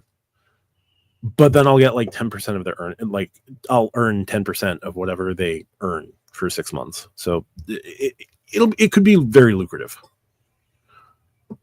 Matt's just the Rove king. Wells Fargo Matt walked so Rove Matt can run. Basically. I mean, if you're using your autograph card, you're getting Wells Fargo points and you're getting Rove points. And I'm not getting just any living financial life. compensation for any of this. No, but this feels like such a you thing. It feels like you could have cooked this up. Oh, like a universal point system? Yeah. It's I universal love it. point. It's agnostic to like Big bro. loyalty, right? I mean, they have VC money, so actually Matt could be on the payroll. We don't know, guys. I wish I was. The creator of Rogue was just Matt with a like beardless filter. Dude, I don't look 22 when I take off the beard. I look 12. Most 22-year-olds nowadays look 12.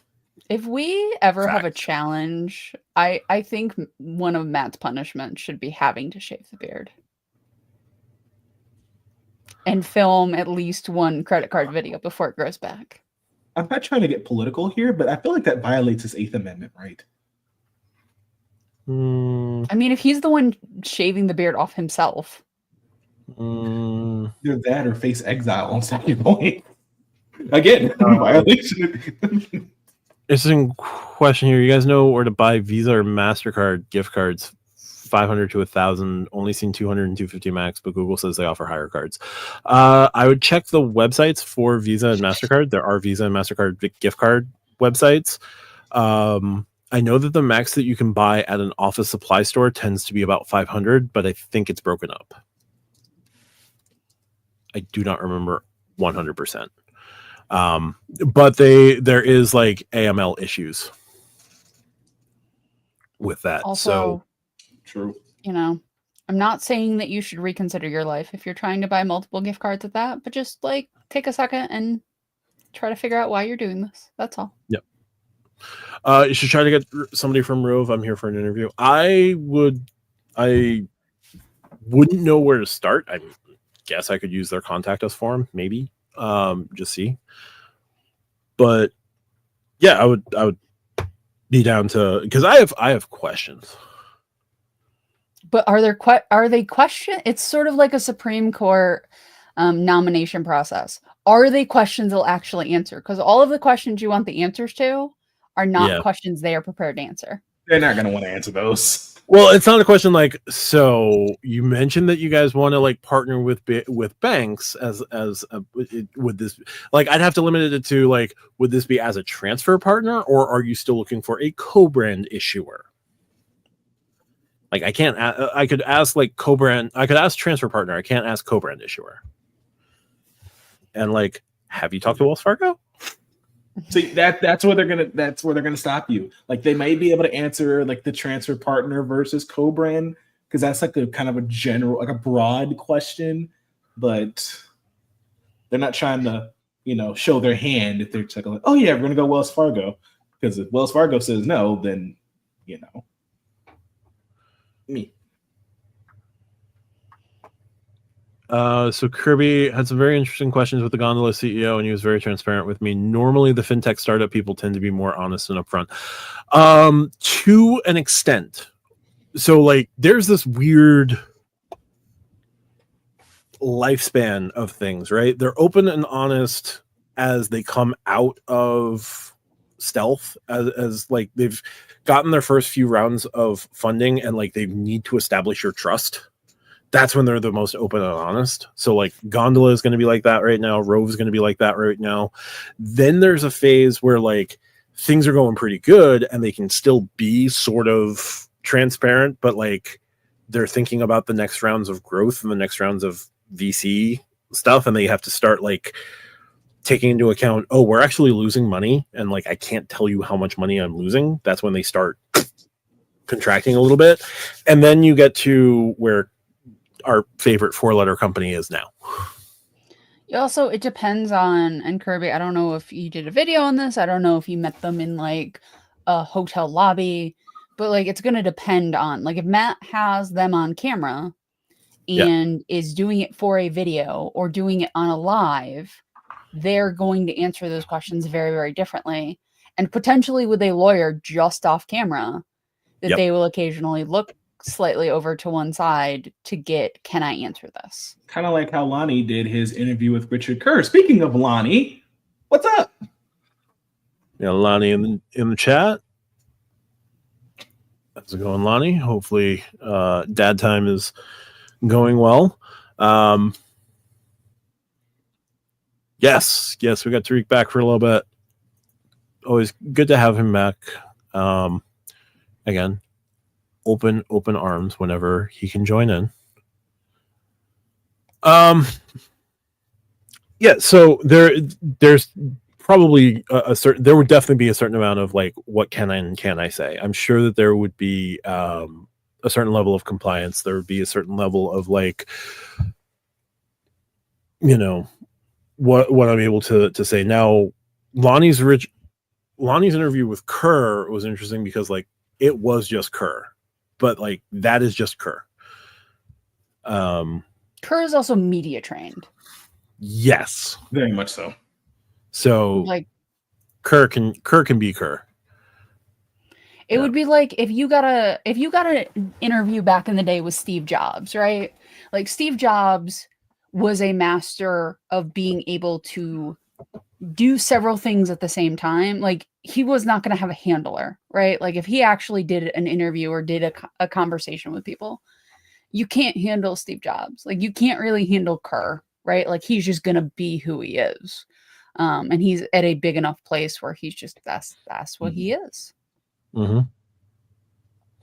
Where like the guy who's trying to get all of the VC money he can possibly get is going to have a different relationship with how this stuff works. Yes.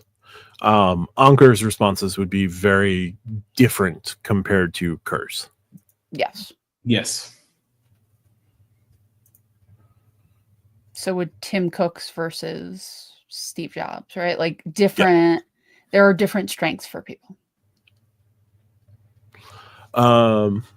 Mike from What's the Points? Definitely check out Mike's channel. Don't tell Lonnie, but my trial status matched UA 1K from American Airlines. He's a little disappointed so far. Interesting. Hopefully you can keep the 1K. Do whatever you got to do to keep it. Not sure what flight paths you're using, but we'll see what happens. Mike says, but unless you reach out to them, you don't know what they're going to react. How they're going to react to an interview. You got to take a chance sometimes. I do. I'll look into it.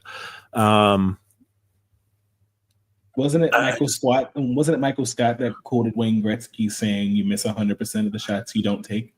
Yes. So yeah, no. Right now I'd be missing, and until I line up a shot. Yeah. But a Rove card, it'll be interesting to see like if Rove survives, how long Rove survives. If Rove gets to a point where they could launch a co-branded card with someone that isn't like Coastal Community or Celtic or Bank of Missouri or Redneck Bank, them too. I mean, there's a Credit One card on Amex's payment network. Like they can just put the Amex payment network on there, and people are not going to necessarily know it's not Amex. So the fun of having your own payment network, your logo's on all sorts of things. Oh, about First National Bank of Omaha? You mean the credit card company that actively hates people who have the concept of traveling? That would be fun. FNBO. It's going to be Citi. And then they'll have a digital wallet category that will just never work. It's actually 10x for digital wallet, but only 1 in 50 will actually work. 10x on digital wallet, but it's a coin flip. You're either going to flip and it's going to work, or he's going to shut your account down. But after the Four Seasons in Dubai. After 3 strikes of your card getting fraud alert, your card gets canceled. Ooh, that would be rough. Just figured the city police is going to come down your door and be like, "You're under arrest. Give me your card." So Kirby says he needs one more Hilton night by the 4th to keep gold status through March 2026. Really doesn't want to spend $120 on a random one night stay to get status he doesn't know he will use. So here's what I'd say to that, Kirby. Let it lapse. When you figure out how you're going to use gold status, apply for the Surpass. Gold, I will say, Hilton Gold is, I think, the easiest status to have because you get the 80% boost. No, but if you have Hilton Gold and you book via Hilton, You get an 80-point boost on you get the food credit, you get the water. Like, it's a very easy status. When you have gold, it's very easy. Gold is so good, it makes me like, I want diamond and I will upgrade to the Aspire next year. But like, it's the one status that like, it makes it okay not to have the top status. Like, it's a very good status. Mm-hmm. It is probably the best mid-tier status. Absolutely. Because Marriott Platinum is the start of being pretty good. Platinum's not terrible. Marriott Gold. Yeah, Marriott Gold is not good. Marriott Platinum is pretty good. Marriott Titanium also pretty good. But until you get to Platinum and Titanium, it's a little bit hard. Life is hard on that one. Mm-hmm. I mean, even if you're at Titanium, it can be hard. Ask Crack. Yes, also that. So, yeah, but Hilton Gold. Hilton Gold is a really good status. It's a great like it. If you're into upgrades, go for Hilton Diamond. But if upgrades are not necessarily, like, if you're trying to get points and things, like, gold is all anybody quote needs. Yeah. I would argue that Hilton Gold is probably the best mid-tier hotel status. Yeah. I would argue Hilton Gold is better than some top statuses with other hotels. I was definitely going to say it's definitely better than IHG Platinum, and I would I would say it definitely punches in the IHG Diamonds class. Like, I would love to get Hilton Gold and like have Chase reach that agreement with Hilton and then book through Chase with Hilton Gold. That would be. I mean, Matt, the card is right there for you, friend. I know. I'll get it soon-ish. Well, I got to clear up some 0% APR stuff first. Fair. Kirby, Amex has no say in what Hilton does with Chase in terms of the edit. So it's just a question of like reaching that next level agreement, because Omni is already in the Chase portal and the edit. They're going to extend beyond Omni and Virgin Hotels. They're going to start grabbing some of their folks. Mm-hmm. Like, you're going to see it with Marriott. You're going to see it with IHG. You're eventually going to see it with Hyatt, which then the Chase Sapphire Reserve becomes the best Hyatt card. It's already pretty close. And it's like, yeah, whether it's 8x or 10x, the Sapphire Reserve, if like you can book through the portal and have your Hyatt status and get your Hyatt nights and everything, the Sapphire Reserve becomes the best Hyatt credit card. Until Hyatt comes over the top with like their own $695 ridiculousness. It's still Sapphire Reserve would still somehow be better than that card. Probably. MR, I agree with you. Any Hilton status gets you great upgrades overseas. When you have Diamond, they fall out of their gondola for you. I don't know that falling out of falling out of a Venetian gondola is okay. Falling out of a gondola in other parts of Italy may not be great because they're suspended on a cable. Yeah. Mm-hmm. That's the part I agree with, by the way. The best value. Hilton is the best value for the money. Yeah. So Chase is going to be doing this in the portal. It's going to take them a while, and like Hilton's going to be one of the last holdouts, I'm sure, because of Amex, but they'll find a way. Amex doesn't have a say in it. So like I could book through the Chase, like if the Hilton cards that I would get, like the business would probably just be like the best sock drawer card that I'd have, because if I booked everything through the Chase portal, but I got my status recognized and my nights recognized through booking through the portal. Yes. It wouldn't be a true sock drawer card though, because I could see you being you. You're going to book 4 of them directly to get the 200 in credit. Probably. But like it's a card. Okay, so it's a card that sits in the sock drawer. It's the backup. It's in the backup wallet. Yeah. It's in the backup wallet. But you would also have to use it as your incidental card and stuff. So you can't call that one a sock drawer, Matt. Okay, but I wouldn't actively use it it would not be an everyday card, but it would be a highly specialized card. It is like specialized, I think, is different than sock drawer. Yes. Like sock drawer is my business green. Yes. I use that card for $3,000 and then it went bye-bye.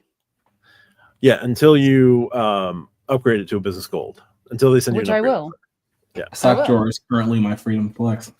Hold on. I can tell you exactly when this process is going to happen. I will be canceling my business gold in 14 days, 1 hour, 44 minutes, and 37 seconds. But who's counting? Not counting at all. It'll actually probably be a couple hours after that because I have to wait for mountain time. I'm just waiting for I'm still waiting to cancel my my cancelable card, my business card that needs to be canceled. Can't wait to get rid of it. Oh, there you go. Okay, so Naishi Hotel in Auckland upgraded Kirby's mom and him for just creating their IHG accounts. Yeah, IHG really wants you to sign up for their account. Hotel was surrounded by construction, had very low attendance, included free breakfast, and there you go. IHG is strong with the free breakfast. If you're a free breakfast fan, like IHG has quite a lot of free breakfast because Holiday Inn Express. For the tiers, probably some of the best like free breakfast you can get. I don't know. I had breakfast taco bowls twice in like 3 days at the Homewood Suites. You know what? I may stay corrected. That's crazy. Crown Plaza is also an underrated chain. Downgraded from plat to green last week. No upgrade offer on Amex yet. I've heard it usually appears right away, so a bit concerned. Will also depend. It's not. So here is the thing that people do not talk about. It is not automatic. This does depend on your relationship with Amex. So it can take days, weeks, months, or just not to get another offer. Like that is the risk you take when you downgrade. Yep. I would put a little bit of spend on the green. Just like make sure give Amex a little bit of a nudge. Load some offers on there. You don't actually have to do the offers, but load some offers on there. But it is not an automatic. I was sweating bullets. No, double. You were never too late. You are not too late. As a matter of fact, we were waiting on you so we can even start considering the ending part of the live, but we're still a ways from there. I don't know, man. Let's see. Other FrankenCards. Any other FrankenCards I could think of? We could think of, I don't know, that Redstone card with Chase or Wells would be. I want those AA cards on Amex. I think that, or AAA, excuse me. The AAA cards if the AAA cards earned MR points, that would be insane. The way the Redstone card is set up. Oh, Mike with another good suggestion. Fairwinds. That card's powerful. Sorry. I need to now look up the Fairwinds card because I can't think of that one on the top of my head. 5x travel, 5x amusement parks, 2x everything else. 3x on dining too. Amusement parks? 3x on dining. It's a Florida-based federal credit union. Yeah. Okay. Kirby G says Corey Perry is going crazy. On a side note, is he beating people with his stick? Because Corey Perry is sort of known for doing that. He's a little bit more than a greasy player. To be clear, people, this is a hockey player. The stick that Matt means is actually a hockey stick, just so we're all clear. I did frantically Google Corey Perry because I was like, the Oilers are up 5-3 right now over the Stars. Yeah, so Jason Roberts 10 to go. 2 power play goals. Okay. He is 40. Yes, he is 40. He's won his cups. He is on the other side of greasy. He's a grimy dude, and I don't mean that positively.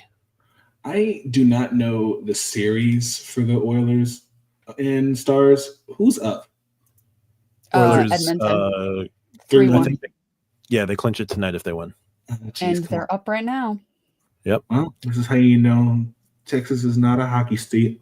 Kirby says, "Gotta love a goon." Have you met Matthew Tkachuk? Have you met Sam Bennett? I'm sorry. Have you met Sam Bennett? Also, I saw Double Double's comment. No, there's no need to be no burger insults. Maybe MR, I'll get in and out maybe one of these days. That's Steve Perry, not Corey Perry. Which is No different than Katy Perry. Who, like, her biggest song was written by Bonnie McRae. Also Anyway. different than Perry Mason. Who inadvertently helped bring down Alex Jones. You know, it's the butterfly flaps its wings thing. That was a weird tangent we just went on. There you go. Stack your points. There's always going to be a weird tangent. It's Stack Your Live. This is just the tangent show. Like, we Yes. literally could have named this the tangent show. That can literally be, yeah, I think that's literally. Would you Franken Cash the Max Cash Preferred? Yes, I would. If I was going to do the Cash Plus, like the Max Cash Preferred, even better because you don't have to set up the you only set up the 5% categories once. So, yeah, I would do the Max Cash Preferred. Wasn't the Max Cash Preferred basically the card that you wanted the Freedom Flex to be? Yes. Double. We're talking about FrankenCards. I proposed this to Matt of like, what categories and what cards would you like to see in the world? And he's like, FrankenCards. And I'm like, sure, Matt, we'll go with that. Well, like, I mean, I've said it in, like, a universal, a mobile wallet. Mobile wallet should be more out there than just the Apple Card and the Altitude Reserve. Like, And the Kroger card. Wells Fargo, come out with a mobile wallet category. Chase, come out with a mobile wallet category. Like, American Express, come out with a mobile wallet category. American Express, like, it doesn't even have to be a huge mobile wallet category for you. You could just do 1.5x mobile wallet. You know how, like, happy you would make 2x. RJ? If they did 2x on the Platinum, I would cancel my Blue Business Plus. Because I wouldn't need it. Yeah. Mm-hmm. I mean, if they did a customer 2x card, you feel comfortable Yes. getting rid of your. Absolutely. We've talked about it before, Double, but I meant more like I don't want a category, Matt. Like, I was talking about what cards do you want to see in the world? Well, we already know what card he wants to see in the world, and Wells Fargo isn't giving it to him yet. What do you realistically think the Beyond is going to look like now, Matt? Because we haven't talked about this in several months. So are we still talking about a Wells Fargo that still has the same We are current talking about program? Wells Fargo as they are, not as you wish them to be. As they are, not as I wish them to be. Then Beyond would likely. So I think we're going to start somewhere at least $450 for the annual fee. I'm going to put the absolute floor at $450. Hotels would rise from 5 on the autograph journey to 7. 7 direct. Full Aspire. The direct flights would just go from 4 to 5 because you don't really have to go much further than 5 with direct flights. Right. The rest of the categories, if they do another 3x dining, I will throw a shoe at someone. To prepared to throw a shoe. I can see that happening. And again, if they did 3x travel, I would throw a shoe at someone as well. The problem is, like, so here's the fundamental problem with, like, the mid-tier travel card and the upper tier travel card. They do have to have a significant amount of overlap because your customer base that's going to do the mid-tier card is going to just do the mid-tier card.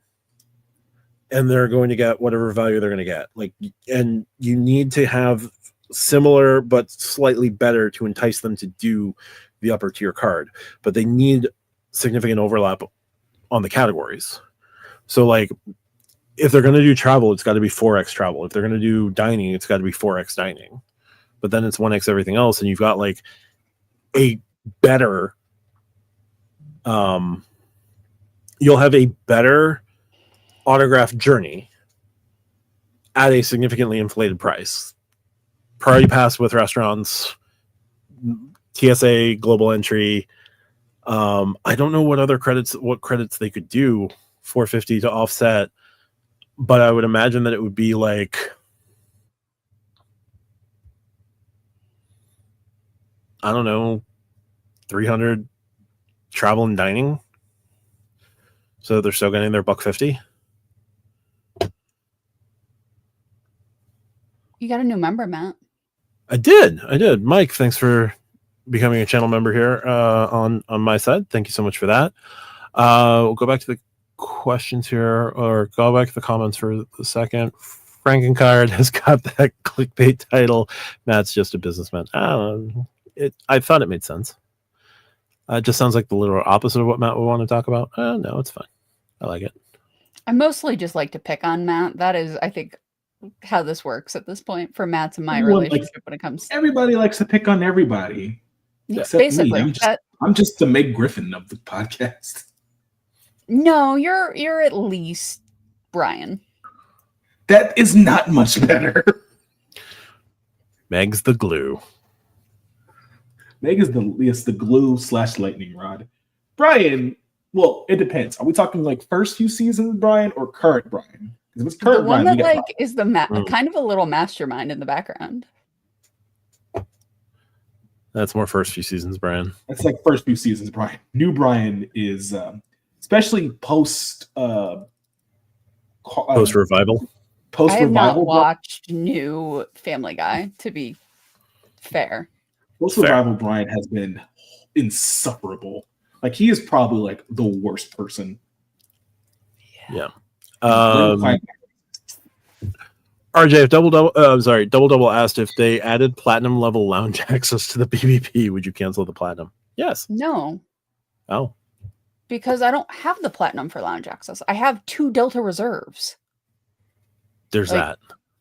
I don't have it for lounge access. I have it for the purchase protection. I have it for the 5X on flights. I have it for things like that. So putting lounge access on the BBP and making me pay an annual fee for it does nothing for me.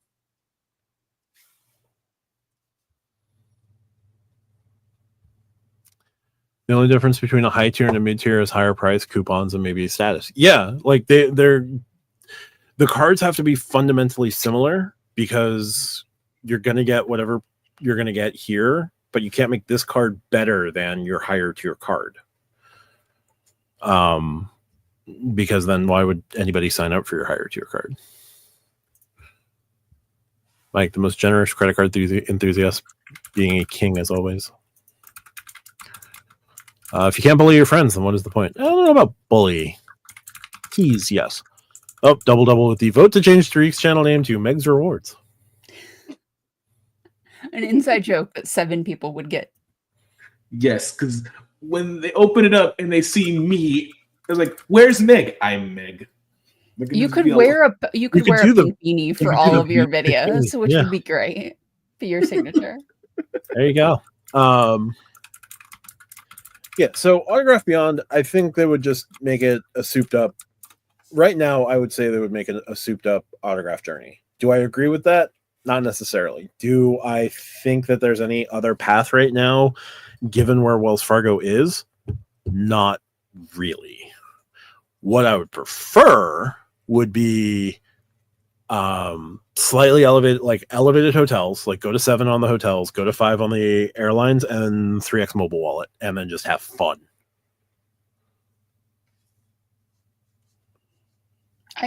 I do. So there's a YouTube reviewer who does tech, and one of his series is like when phones were fun, and talking about like the weird and wild like cell phones before it just became all bricks. And I think I think they need to bring fun credit cards back. Like give us the cobalt, like give us the zinc again, Amex. Like they need to bring some amount of fun back to credit cards, because I don't need another card that gives me like dining and groceries and travel. No, I would love discount and I need more discount and warehouse stores multipliers. I don't need more grocery. I don't need more dining. I need discount and wholesale. Well, that is disappointing, 521. Max cash with WeBanco. They say if you go 1K over 2K in one of your 5. Ooh. That's awful. That has to be a WeBanco thing. Like, because Elan creates the cards, they like administer everything on the back end, but the bank can make those decisions. I think the public wants more coupons. I want more coupons. Like I want a hole in my head. Like I think it depends. If we got a bunch of things that are set it and forget it, I think people would be, or the Dunkin' credit on the gold, where you can just have it auto go into your account every month, right? Like, yeah. I think those credits people don't have a problem with. It's the ones that you have to actively manage that people care about.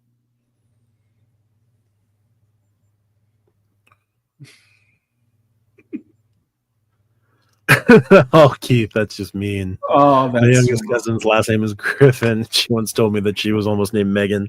Oh, God. Shut up, Meg. Shut up, Meg. I've used Uber credit on the reserve once. Yeah. So here's the thing. I don't necessarily like the set it and forget it coupons. That's fine. I would much rather, like, if you're going to do a relationship with Lyft or a relationship with Peloton or a relationship with DoorDash and Dash Pass, and let's just throw in Instacart and just go for the Chase quadfecta on this one. Like, pay for my membership, give me the elevated earnings to pay for to pay for those things, so that I'm inclined to like instinctively just go there with my loyalty and spend with them. Like, I would love to know, like, I genuinely would love to know the data that like Chase and Amex and all of these other companies have, because they have to, like, do I believe Bill always like tests, like A/B tests their like ideas for what they're gonna do? No, but like Amex and Chase do, right? Like Amex and Chase like do focus groups. They do like serious like work of what they're gonna do. I want to know for the credits like what those A/B tests look like, because somebody had to do these tests and they tested well enough to make it to market. So I would love that data. Bilto is catching strays. No, Bilto is attracting the strays that they deserve. They are wearing a magnet right now. Again, my issue with Built will never be the card, will never be the rewards program itself. It's always going to be corporate. Until corporate fixes itself, which, like, they did good with the press releases about adding JAL, about adding Southwest, about adding Qatar. Great. You know what press release they missed? The one about changing the credit card earnings on rent that's going into effect in July. Yeah, huge miss on that one. But, that's Built. Yes. So, like, the corporate deserves any strays that they catch, because you have to hold the companies to account. Like, I can't yell at Chase about things I yell at Chase about and then be like, oh yeah, no, Built not communicating is fine. Built not having good customer service is fine. No, highlight the bad. I bag on Citi for certain things all the time. Like, I bag on Amex for certain things all the time. Like, I still think Amex pulling 3 credit cards without any communication is absolutely batshit. And here we are. Well, Chase just bags now, so. Chase just what? Chase bags on me. Give it some time. You'll be fine. Shriek, I applied for a credit card today with Chase because apparently people at LOL of 24 were getting the IHG card. So we're seeing what happens. I wonder if that's only a public offer, or you could use like Lonnie's referral link. I don't think I could use a referral link for this one. That's fair. It's not on referrals yet.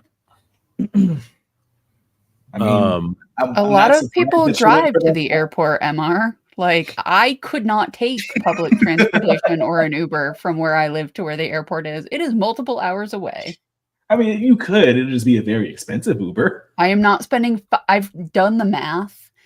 Like during not midnight, like, but during a regular time, it is well over $150 for me to take an Uber to the airport. I didn't say it was a good idea. I just said it's a thing. No, I know, but like, I'm not gonna do that because then I got to get home too, right? Yeah, so it's like 300 plus for that type of travel, like they can just say no. Like if nobody like takes the ride, then I just you might be a little screwed.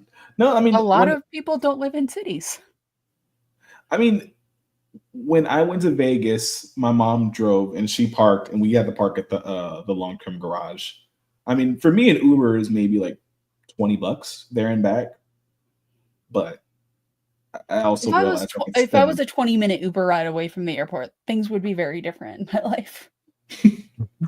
I'm sure. So I wouldn't hear the cows in the morning. I literally hear them mooing every morning. Amex, for example, like the Amex Uber credits, like pay for Uber One and give you Amex pays for my Uber One. Technically, very technically, yes, they do. That's not what I mean. I know it's not, but that's how they want to pay for my Uber One, right? Like that is what they prefer versus I know there are other people in the travel game that fly out of my regional airport. I don't know how far they are from my regional. I know there are people in the travel game that are multiple hours from an airport. Like it does make it harder. It also makes it harder because I live in a rural area and things like DoorDash and Uber Eats, like I most of the time cannot get them. Yeah. I do not have access to like the portals, like for the online stuff I do, right? But like I learned that. I learned that the hard way. Resi credits, like there are more in my area now, but they're the places I'm not going to eat. They're the places the tourists go in the summer. Like I'm not going to the middle of some of the cities by me right now. Like it's tourist season. No, thank you. Yeah, I knew one of the frequent miler people did. And like it's not a bad airport. It's just small. Like if it had a lounge, it would be fine. Yeah. Like I would get whatever credit. Like if it was United, it would suck because I would have to change everything. But like you'd have to fly United to get in the lounge. Though the thing is, it would be a priority pass. Like it just would be. Like they're not putting a Centurion or a club there. The moves in the morning is genuinely very like nice. Except when it's time to separate the calves, and then it's the constant mooing all day that can get on your nerves. Yeah. No. Go on, sorry. I was gonna say if they just move too much, you can just threaten them and say, "You look like you're gonna be a delicious ribeye if you keep moving." So my grandfather was a beef farmer when I was growing up, and that's what I named the cows, like ribeye, hamburger, like steak. Like, that's here's the thing: when you grow up as a farm kid, this is just what you did. Like you learn. It's real quick. It's understandable, but it's just like, I mean, like I know, like they're there because they're going to die, but it's just like, man, just rubbing it in their face. I mean, come on, you get a pet pig, you name it Bacon. No, you name it Chris. My favorite pig was named Bacon. Yeah. Yeah. It should have been Christopher P. Bacon, actually. No, it was a sow. Yeah. Those are female pigs, just so you're aware. You could, get another one, name it Katsu. But yeah, no, when you grow up on like farm country, like these are just facts of life. Like the cow is treated very nicely. It is given a good life. And then it becomes my dinner. Like It's no different than Simba going out and like grabbing a gazelle. Like you got to eat too. I mean, Kirby, this is facts. If you had to fly into Appleton, yep. Christopher P. Bacon, Esquire. Crispy bacon sounds kosher to me. There you go. Wagyu, yeah, cow named Wagyu. The most dangerous travel day is probably the days leading up to Thanksgiving. Days leading up to Thanksgiving. Thanksgiving is the biggest travel day in the United States. It's not Christmas, it's Thanksgiving. And it's the weather in November, excuse me. In a lot of the country, things are starting to get icy, starting to get nasty out. So the weather is bad. Like around Thanksgiving, I think is the worst. Yeah. And you got to see family, so a lot of people are drinking. Dangerous travel days. So like days leading up to Thanksgiving, yes. Any given day of the week, I would say it's not Saturday. It's weirdly not Saturday. Like you would think it would be Saturday. Sundays are bad. Because everybody's rushing home to get back to work on Monday. Fridays too. Friday evenings to get away for the weekend. And then I would say Thursdays, just because the folks who are traveling on Thursdays to avoid Friday, there's more people doing that than you'd think. You think you're clever in booking for Thursday, booking your flight out on Thursday. No, book your flight out on Wednesday to beat the Thursday crowd. I could see Monday night because the people who take a Monday off for like Memorial or Labor Day coming back. Well, whatever day that is, yeah. The most dangerous travel day is when Microsoft has a glitch in their system. Oh, it's fair. The first quarter of 2025 had some dangerous travel days. Yes, it did. More dangerous travel days. Newark is having their issues. Also a very dangerous travel day. Any day you just suddenly cut half of ATC. Thursday at 6 a.m. at the Cleveland airport make me want to jump into Lake Erie. Yeah. Most dangerous travel days when you connect through LAX. And any day flying in or out of EWR. Oh, Newark. Well, it is in New Jersey. Oh, yeah. Yeah, it is. New Jersey, the place you drive through, to go literally everywhere else. New Jersey. They named their football teams after New York because even they don't want to be associated with New Jersey. See, Kirby, I like Atlanta. I genuinely like Atlanta. I mean, I like LGA more, but I like Atlanta. Oh, no, he's saying it's his favorite. Besides, I know. No, I was agreeing with him. Like, oh, okay. Because people act like Atlanta is the devil. And like, look, there is going to be more incidents as far as like delays and stuff because it's the most traveled airport, I think. I know it's the most traveled airport in the US. I don't know if it's where it ranks in the world, but I know it's very close to the top, right? So there's going to be more delays there because of the size of it. So like, getting on the little trolley to go to your different like stops, there's a million Delta lounges. Like, give me Atlanta all the time. Hey, Mike, I'm up in first class during the taxiing. I'm comfortable. I got my noise canceling headphones on. Take as long as you need. I'm happy. My only issue with Atlanta is the last time I was in Atlanta, I did not have pre-check or global entry. Okay. I fly through Atlanta. I don't arrive at Atlanta to get on a plane. That is the difference. Yeah, no, I was flying back from a friend's wedding, and I luckily gave myself enough time because I knew Atlanta was a disaster zone in terms of that. But like, if you do not have pre-check, if you do not have global entry, or if you do not have pre-check or clear at Atlanta, go get pre-check. Now that they're not doing biometrics, I did sign up for Clear. I just have to do the like sign up process. I like saw a rumor that person. Clear might be adding the CSR as a card for the credit, and I can't substantiate it, so I don't know. Double asked, I get why folks want it, but what incentives do you think credit card companies realistically have, if any, for adding a mobile wallet category? Increased spend, increased interchange fees. Yeah, people like mobile wallet. Like the Apple Card is partly popular because of the mobile wallet.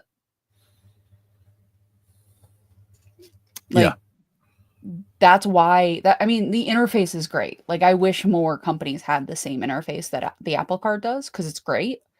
But part of it is just the convenience. Like, and you forget how much you're spending because it's so convenient, like during the day. Yeah. Also the fact that I could do gas, grocery, wholesale, like everything that I'm like, oh, I need a different category for this. Like, mobile wallet just makes it my one card. Or like mobile wallet with transferable partners would make it just my number one card. Yeah. Like if Amex did it, it would be great. If it went onto a Freedom, like it would be great. If it went on a Cap One card, like it would be useful no matter what. Because then, like, people like simplicity, right? So, like, it'll get people to sign up for the card because it's not a category you can find anywhere. So it's, and the people who don't care about it, especially if it's mobile wallet and then it drops down, right? So, like, it's 2x or 3x, and I use the Platinum as my example, but like, if it's 2x mobile wallet, 1x everything else on the Platinum with the flights, like, the people who don't care about it, the people who are, you know, like just doing a bunch of like legit business spend and legit, like, they're going to get some of it, right? They might tap their phone for a couple things, but mostly they're just going to get 1x. So it doesn't actually change the math as much. It's more for the people who are spending less, and it'll get us to spend more. Yeah. And again, like Amex can get away with 2x mobile wallet. Chase can get away with 2.5x mobile wallet. Like the only one in the transfer point game that needs to be higher than 2, the only ones I can think of are Capital One and Wells. I could see Capital One putting it on like a save, like the Saver X would be perfect for mobile wallet. Yes. Do it as a 2x, because that way you can, quote, make that a 2x card too. Yep. If you do it 2x mobile wallet. Yeah. Rusty Bowling asked, what is each of your biggest miles and points wins? I've had some success. Most of my like high cent per point wins are just high redemptions at a few cents per point. I will usually do things like mix cash and points bookings. So like I will start any of my JetBlue adventures, start with a points booking to get some points back because of my cards, and then I pay to put myself in the extra legroom seats. So like I don't think of like big wins, but like whatever helps me subsidize is just a win. Is it that many more points for the extra legroom? I'm asking legitimately. Don't allow the booking with points. Until I'm Mosaic, like until I have a certain level of status with them, like I can't book the extra legroom seats with points. I can book even more, and it's a significant difference between like Blue and even more. I can book Mint with points, but like Mint is a very specific redemption, and Mint is on very specific planes. But like I just want to put myself in the even more like not. They changed it, but like the preferred legroom seats now, like the exit row and the 2 rows behind, the row ahead and the row behind, like those are the runs that have more legroom, that aren't even more the like what they're sort of passing off as first class, that isn't the big seat up front. Those you can't book with points directly, so it's a pain in the ass. That is unfortunate, but I get 6 times points for the purchase of going up to that. Yeah, I'll take my 5x on the Platinum and just do it that way, or just use my Delta points and book whatever I want. There's that. Mike says he's the guy that flew Spirit once, ended up waiting on the ramp for an hour and a half at Austin. Not be flying Spirit again. Taxiing time is for the birds. That's fair. I mean, your first mistake was flying Spirit. I'm sorry you did that. Yep. Did you at least do the big front seat? I don't know if the big front seat was around at that point. If it's not, that's even worse. Yeah. Because the big front seat at least somewhat makes it bearable. Kirby says he needs SoFi travel cards so that he can spend more on that glorious app, more time on that glorious app. So they do 3% travel through their portal, but SoFi could be an interesting play for future cards. And Kirby doesn't want to use mobile wallet because he likes having his metal cards. It's fair. I have a lot of metal cards, but I don't like taking my wallet out of my pocket. I just like pulling my phone out and hitting the button on the side. Yeah. Nope, that's fine. Mobile wallet makes sense. Practically speaking, I don't see mobile wallet being higher than 2x. So for Amex, that makes a lot of sense. For Chase, that makes you can do 2x mobile wallet with Chase with no issue, because if you have the Sapphire Reserve and you have that 50% boost, that 1.5 cent per point boost in the travel portal, it's effectively 3x. Wells kind of needs to go above, would have to go above 2. Capital One, I feel, would have to go above 2, and City would need a lobotomy before they figure out how to actually do mobile wallet, because mobile wallet just codes as fraud. James was denied for the Fair Warrens card. His first denial. Sorry to hear that, James. So sorry. Hopefully we get that. Hopefully, if you make another attempt, they fix the errors of their ways. Yeah. What's a pro tip when you're using Google Flights that most people don't know about? Don't use Google Flights. I wish I had an answer for you, but I just don't use Google Flights. I've only used it. I don't know if they patched it, but they used to find, like, if you were just looking for flights at random, you could just put in like your home airport and nothing else, and you can kind of see like where the best flights were, and you can kind of gauge it from there. But aside from that, I don't really use Google Flights either. They are good for they are good for like price reductions, price drops, but I don't know much else beyond that. Mike did do the big seat up front. It was the only way player 2 would let us fly them. Okay, that's completely fair. Yeah, because my player 2 has made jokes about flying Spirit, and there's no way in hell I'm flying on that flying school bus unless it's on the big front seat. Capital One, I'm not sure about mobile wallet above 2x, seems to conflict with the Venture family cards, but then you just have the Venture cards on mobile wallet, which is the same. So yeah. Google Flights, my favorite website to use at work when planning my next trip. Yeah, it's a good tool to find out what airports fly to other airports overseas. So like, it's good for initially setting things up. It'll give you the price breakdowns, and it can give you I believe it can give you price reductions. I just don't start at Google Flights just because I want to see like what I can get on JetBlue first, but then I'll go to Google Flights. I need to start using like Seats.Aero and stuff like that more. I also I know I'm different here, but I don't actually do a lot of redemptions, especially when it comes to flights. Like, that is saved for something specific. So I'm mostly paying cash, and I'm flying Delta, so I just go to the Delta website.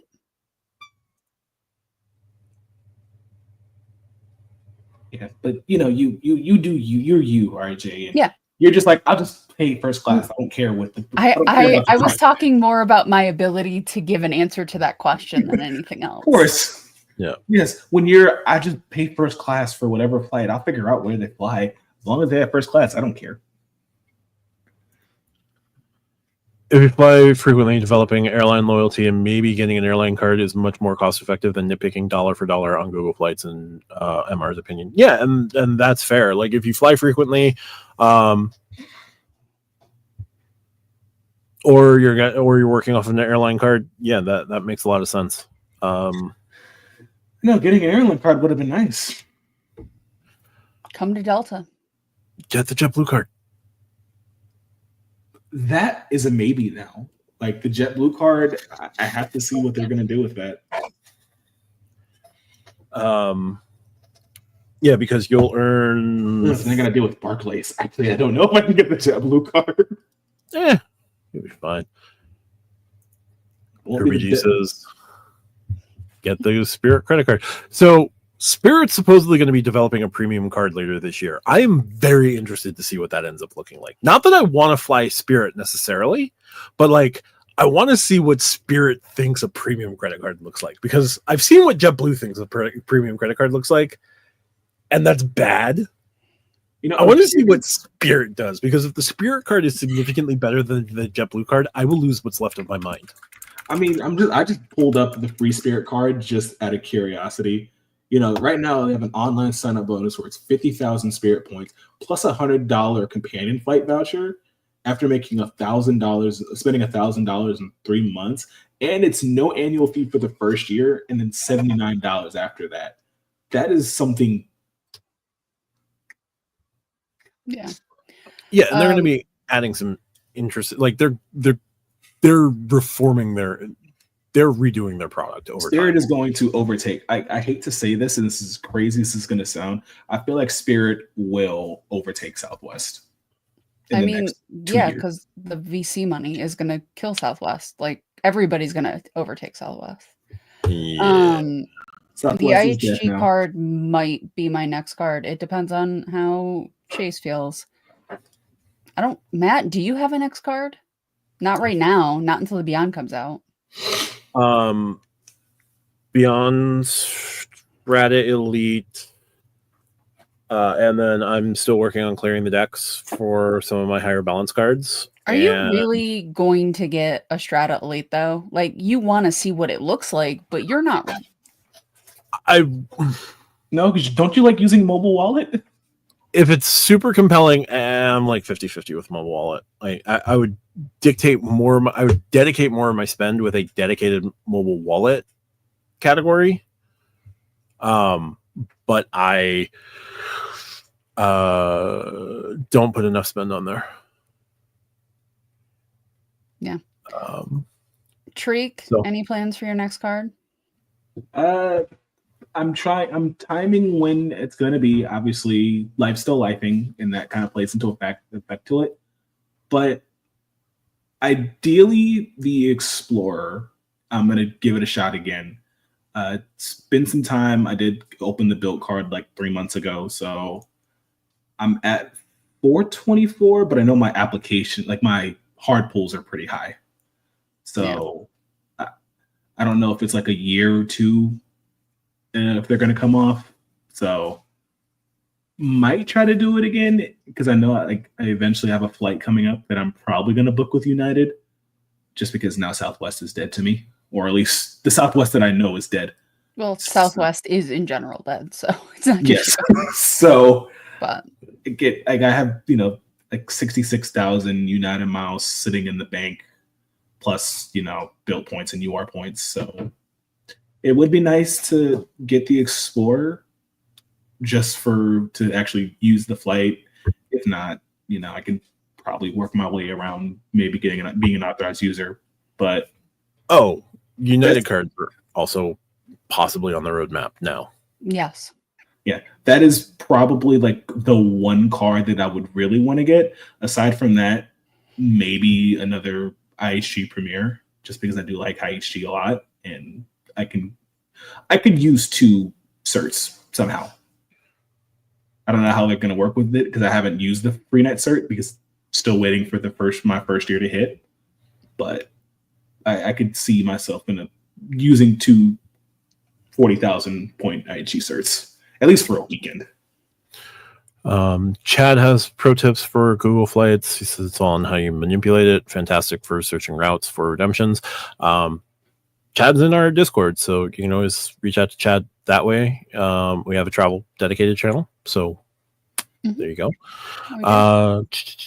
Kirby says you might get the Barclays AA card. We're going to start the process of wrapping up. Hold on. Yeah, I have a hard out at 11. I didn't expect us to go this long. Like hard. That's fair. Like I will be clicking the button to go at 11. Okay. Oh, that's fair. Let's see. United Explorer for you two, or something else? Quest. Honestly, United Business probably first. basically the same thing as the Explorer. Yeah. Get 120K CIP or 100K Aeroplan next. Hopefully they come soon. Yeah, you just have to make sure that the spend isn't terrible. Okay. And I know that RJ has an out. We can carry on for a couple minutes after RJ if you want. If you're all right, cool with guys. that, I don't care. Yeah. Have a good one. I will see you Mondays. I will see you Matt Monday. I will see the people Wednesday and Friday and Thursday. Absolutely. Bye, guys. But Take care, RJ. Chad says, okay, firstly, let's start simple. Just do a reverse search. You do that by ignoring your departure airport and starting with your destination. Once you do that, it will collate with the most sensible routes. There you go. Cool. Keith accidentally opened a Synchrony card and was reading their terms and conditions. They auto-populated his info. Ooh. I'm so sorry, Keith. Yeah, that's rough. Yeah, so I want to see where the rest of Blue Sky goes. Like, the earnings are cool. The accelerated earnings you get with status is interesting. It's a weird. I just want to see what else they do before I commit to a United card. That's but fair. Also, I've got like 2 slots. And I'm going to drop to 1 slot with Chase nonsense. So, like, the world is my oyster. I got 1 slot right now. I have one slot right now, and then I think my second slot opens up in July. Like July 1st, I'll have 2 of open slots.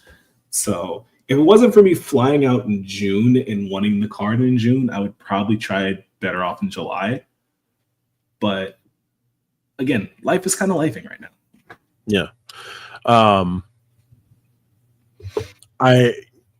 in a nice spot where like I can chill. I'm chilling to steal from you. I don't have to go get the card. If I'm going to make a play with United, it would probably be the United business card because it's so close to the Explorer. And it does the same card. Yeah, basically the same thing. Going back to Chad, then there's using the calendar for seeking availability, especially with seasonal routes and those premium routes and metal that people are searching for, such as A380. I think that's Etihad routes to fly the residents. Those are just a few ways to use it without going down the rabbit hole that is the customization available for your for your flight searches. The tool is powerful and a great addition to your points toolbox. Yeah, that's interesting. We can go down that rabbit hole sometime, Chad. Love to have you on either my live or the Simul live. Oh yeah, no, I've started putting the live on my channel as well. So yeah. Oh, real quick, I did just pull up the standard offer for the United business. So it's $75K for 5K plus 2,000 PQPs.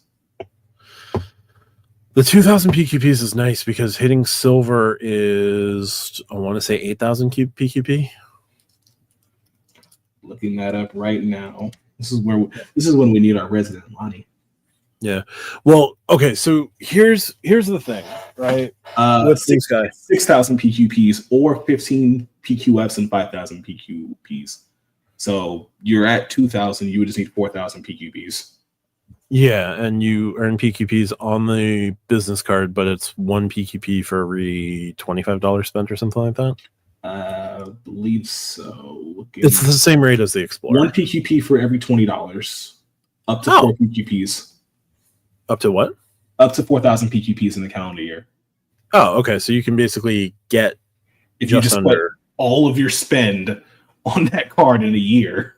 Yeah. Well, in a calendar year. Ooh. So you would need to do 4,000 PQPs on that card, plus the 2,000 PQPs for the sign-up bonus in like 6 months or 7 months. So here's the thing, right? You can also get PQPs through United Travel. Yes. And stuff like that. With United Travel going to like Paisley. Like what I'm interested in seeing is, can I earn tiles or PQPs a bit easier between the two programs, regardless of which card I use? Like, can I use a JetBlue card and earn PQPs on United purchases? Mhm. Can I use the United card and earn tiles on JetBlue purchases? Yeah, Or something. We need more info on Blue Sky, because that's going to be like the determinant, and that'd be something to look forward to. Yeah. So depending on Blue Sky, United cards are a little bit more interesting to me. If I had to guess right now, the next like 3 cards I would probably apply for would be the Hilton Business, the Hilton Business or the Hilton Surpass, probably the Business. The United Business probably, and then I don't know, and then like whatever autograph, like Beyond, I probably will just apply for a Beyond. I don't see why I wouldn't, but also I need to know what Beyond looks like before I apply. Very true, because God forbid it's a JetBlue Premier card. Yup. I was so excited for JetBlue Premier. I was so excited for it, and nope. Yeah, I understand that disappointment. Yup. So, yeah, we'll see what happens there. Yeah, I don't know what else we have. Like FrankenCards is an interesting concept. I was just thinking in terms of like take card A from issuer A, take card A from issuer A and move it to issuer B, but like very like, because we could always create like a 5x everything card. Like, give me 5x gas, give me 5, like give me the Strata Premier, but add 2x to its 3x categories and raise the annual fee to 250, or raise the annual fee to 350. Like, that would be fun. Yeah. Then you get a city card, but you're getting 5x on those like 3 categories. My thing was always Blue Cash every day, make it a Freedom card. Yeah. Those JetBlue review videos were comedy with the disappointment and anger. Ooh. Yeah, JetBlue was awesome when it started. Then they lost their way, and it'll be interesting to see how the management team navigates this Blue Sky thing. Like, if they join Star Alliance, that'll be awesome for them. If they get bought by United, that would be fine.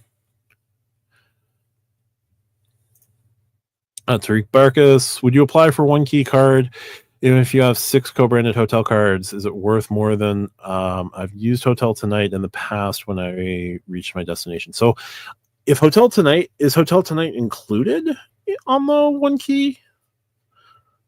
On 1 key? Because I know it's hotels.com, I know it's Vrbo, and I know it's Expedia. I don't know if Hotel Tonight was also bought by Expedia. It may have been.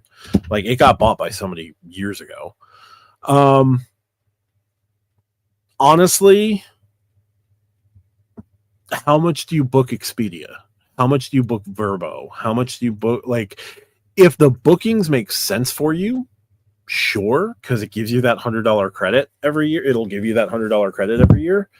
I am not necessarily going in on 1 key just because, like, I don't want to use Expedia to book. But if it's a tool that you use and it's a card that you would get value from, that works. I've also seen that the 1 key cards, anecdotally, their grocery category works at Walmart. So that's a good one. A plus. But I think it's 3% 1 key cash, and it's 1 key cash. Like, it's proprietary. I always prefer transferable currency to proprietary, unless you are all in on the proprietary, or you're going after status, or you're going after a free night, or you're going after something that is going to be significantly useful for you in that proprietary thing.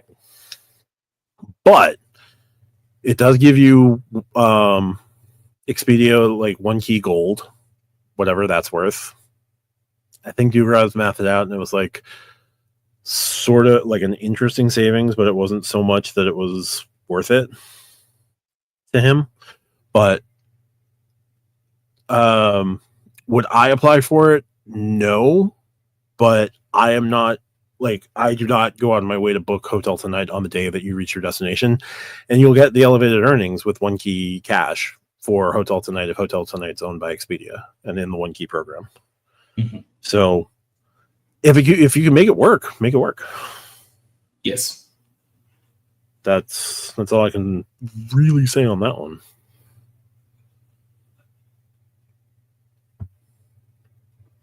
But there we go. Well, we've gone on for nearly 3 hours. FrankenCard option, PayPal debit. And on that note, I mean, so here's my thing. PayPal debit, if it wasn't a debit card, it would be one of the strongest cards out there because it's just a supercharged City Custom Cash.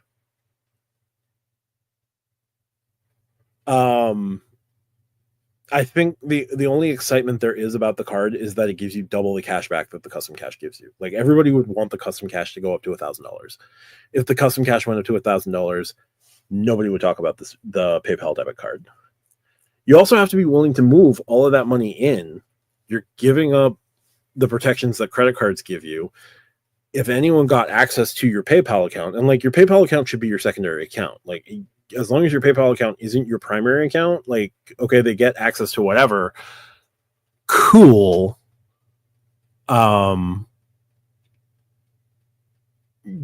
If they clear out your PayPal account and they don't get additional access to your bank account, great. If they get access to anything, you have no recourse. Like, they can clear you out quick. So that's my only issue with PayPal debit. Like, I also just think it's completely overblown. And again, if the City Custom Cash raised the limit to $1,000, no one would be pursuing the PayPal debit card. Yes, because that's like people's biggest gripe is that it only has a $500 cap. Yeah. Worst card y'all applied for? I got the Kohl's card at 19 on accident because I thought I was signing up for the rewards program. LOL. I dang near could have accidentally signed up for the Kohl's card last night. The hell? Ow. Worst card I signed up for? I was at Kohl's. Fair enough. There's a 50% off additional markdown, like an additional 50% markdown on clearance items. So like, every time you go to a department store, you're liable to apply for a credit card. Yeah, and like, I ended up getting 2 pairs of shoes. Like, I nearly bought 2 pairs of shoes for my kid that were full price, and I wasn't about to do that. But I could have saved 40% off on my first purchase with the Kohl's card if I had gotten the Kohl's card right there. I wasn't applying for the Kohl's card. Mm-hmm. I have the Chase marketing space to do it, but why burn the slot for that? Exactly. And then Tariq drops a $2 super chat. Thanks so much for that. Tariq will hopefully start to get super chats on the main channel soon, on the podcast channel soon. Yeah. So thank you for that, Tariq. Worst card that I applied for. Well, for those that have watched listened to the podcast, watched the podcast, you already know the answer. But for those that don't know, that would be my World of Hyatt business card, because I did it just for the sub, and now I'm sitting with a $199 annual fee card that just exists. You know, I did get a referral bonus from it because I did share a referral link with Keith. So shout out to you, Keith, for using my referral link. But aside from that, it just sits there, and I do earn like the 2x for my work gym membership, but that's it. So yeah, it's I'm interested to see what those cards, like, what happens with those cards going forward, because I feel like those cards need an update, or they definitely need a Big Brother card over the top. Yeah, absolutely. It's getting hinted at, but Chase doesn't have to do anything, and as long as Chase doesn't have to do anything, I don't think Hyatt's going to do anything about it either. Nope. So that's kind of like the boon and the curse. Again, Chase absolutely does not have to do anything. No, they just choose to. They just choose to do things that they want to feel like they want to do. Yeah. Kirby G says the IHG and Hyatt cards are calling my name. A Hyatt card, I wish. I don't know how I feel about the Hyatt card. Like I used to think of it as like the card to just get your free night cert, but then you gotta figure out the free night cert, like how you want to do the free night cert. And I don't want to. IHG, yes. Hyatt. I mean, you can find some decent category 4s with Hyatt, so like that would be good. But aside from that, yeah. So. IHG is just not a brand I've gone deep into at all. So, like, it just is what it is. I'd book IHGs through Rove at this point. Like, if it's not a brand that I'm dedicating myself to, like getting status or pushing hard for, I am more than likely just going to book it through a portal, be it Chase Portal or Rove. Although you can triple stack with Rove and Marriott if you don't want to do, because they don't have any Marriotts inside of Rove, but through their shopping extension, Marriotts are on the shopping extension. Oh. So you start in Rove, you go to Rove shopping, you select Marriott. You can also do homes and villas. You can do the points purchases and all that. But you go to Marriott, right? It brings you out to Marriott. You sign in. You make your booking, your cash booking with Marriott. Now you're going to get your Marriott points for the cash booking. You're going to get the travel booking, the travel points for whatever travel card you're booking with. And you're going to get the Rove points all in the same purchase. It's like 1.6x Rove points or whatever, but like 1.6 times 160 is not nothing. No, it is definitely something. Yeah. I liked how my first Rove booking was like 20x. It was a $230 night at the Homewood Suites, and I got 4,000 points out of it. 4,800 points out of it. Nice. Yeah, I signed up for. I signed up for Rove when you just started explaining it a little bit, and I'm gonna try to see what I can do with that, because. Did you use the link I either put in my videos or I put in the Discord? They had a referral? Yeah. Oh shit! I can use you get 500. You get 500 points for signing up through using my referral, and then when you earn 250 points, I get like 500 points, and currently I would get like 10% earnings on whatever earnings you get for 6 months. Well, you know what? My girlfriend has a phone number, so guess what? You're getting Ro. You don't have to do anything with it, though. I mean, just I only get points when you hit 250 points. Hey, we got Joshua Ng joining us here at the tail end. Made it for a live. What are Rove points worth?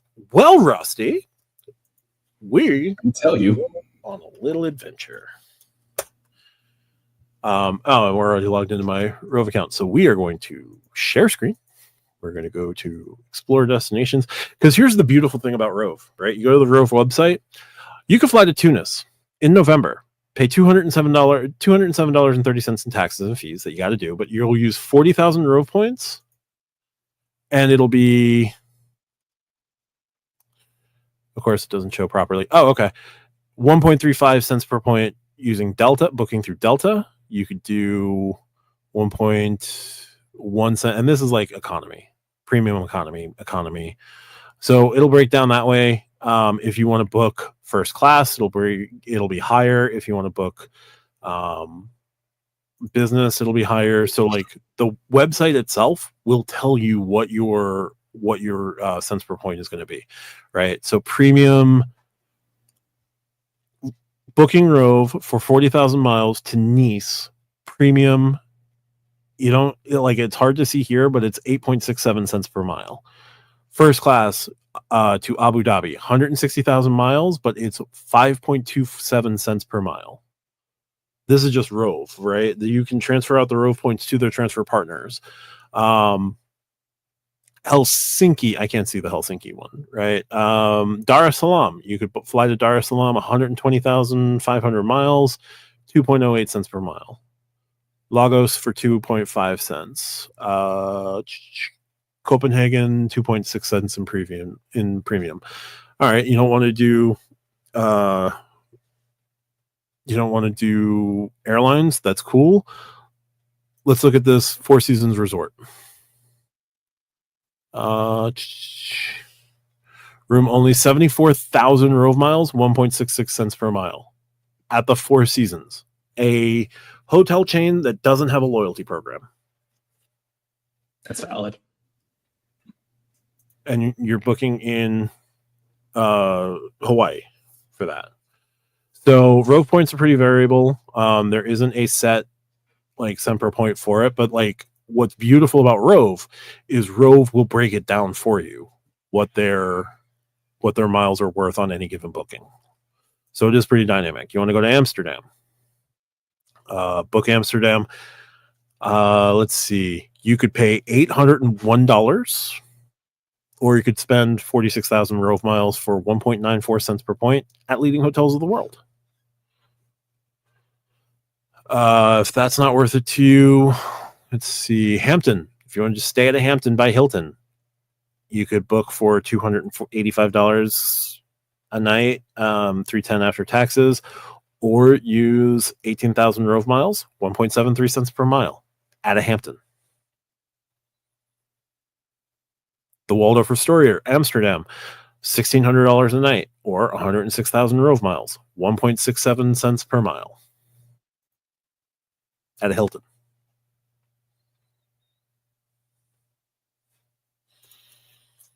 Like, the transparency is cool. Like, I love the transparency. I love the fact that like they do the math for you so that I don't have to sit there and calculate it. Now, Joshua says, a program is decent when Matt is genuinely excited about it. So there's very definite trade-offs, right? You're booking through a portal. You're not going to get the same sort of protections as you are by booking direct. You're not going to get the same sort of like flexibility that you would booking direct. A lot of it is non-refundable. So you got to be set on that, right? There are cases, if you have to cancel your reservation, they do mention that, but like you're not going to get a full, like if you're booking non-refundable, you're probably not getting refunded for it, just straight up, right? So you got to be committed to it. But I like that they show you exactly what you're going to earn, and it posts immediately. As soon as I made the payment for the Homewood Suites, I got my points instantly. I didn't have to wait. I didn't have to complete the stay. I didn't have to do anything other than finish payment.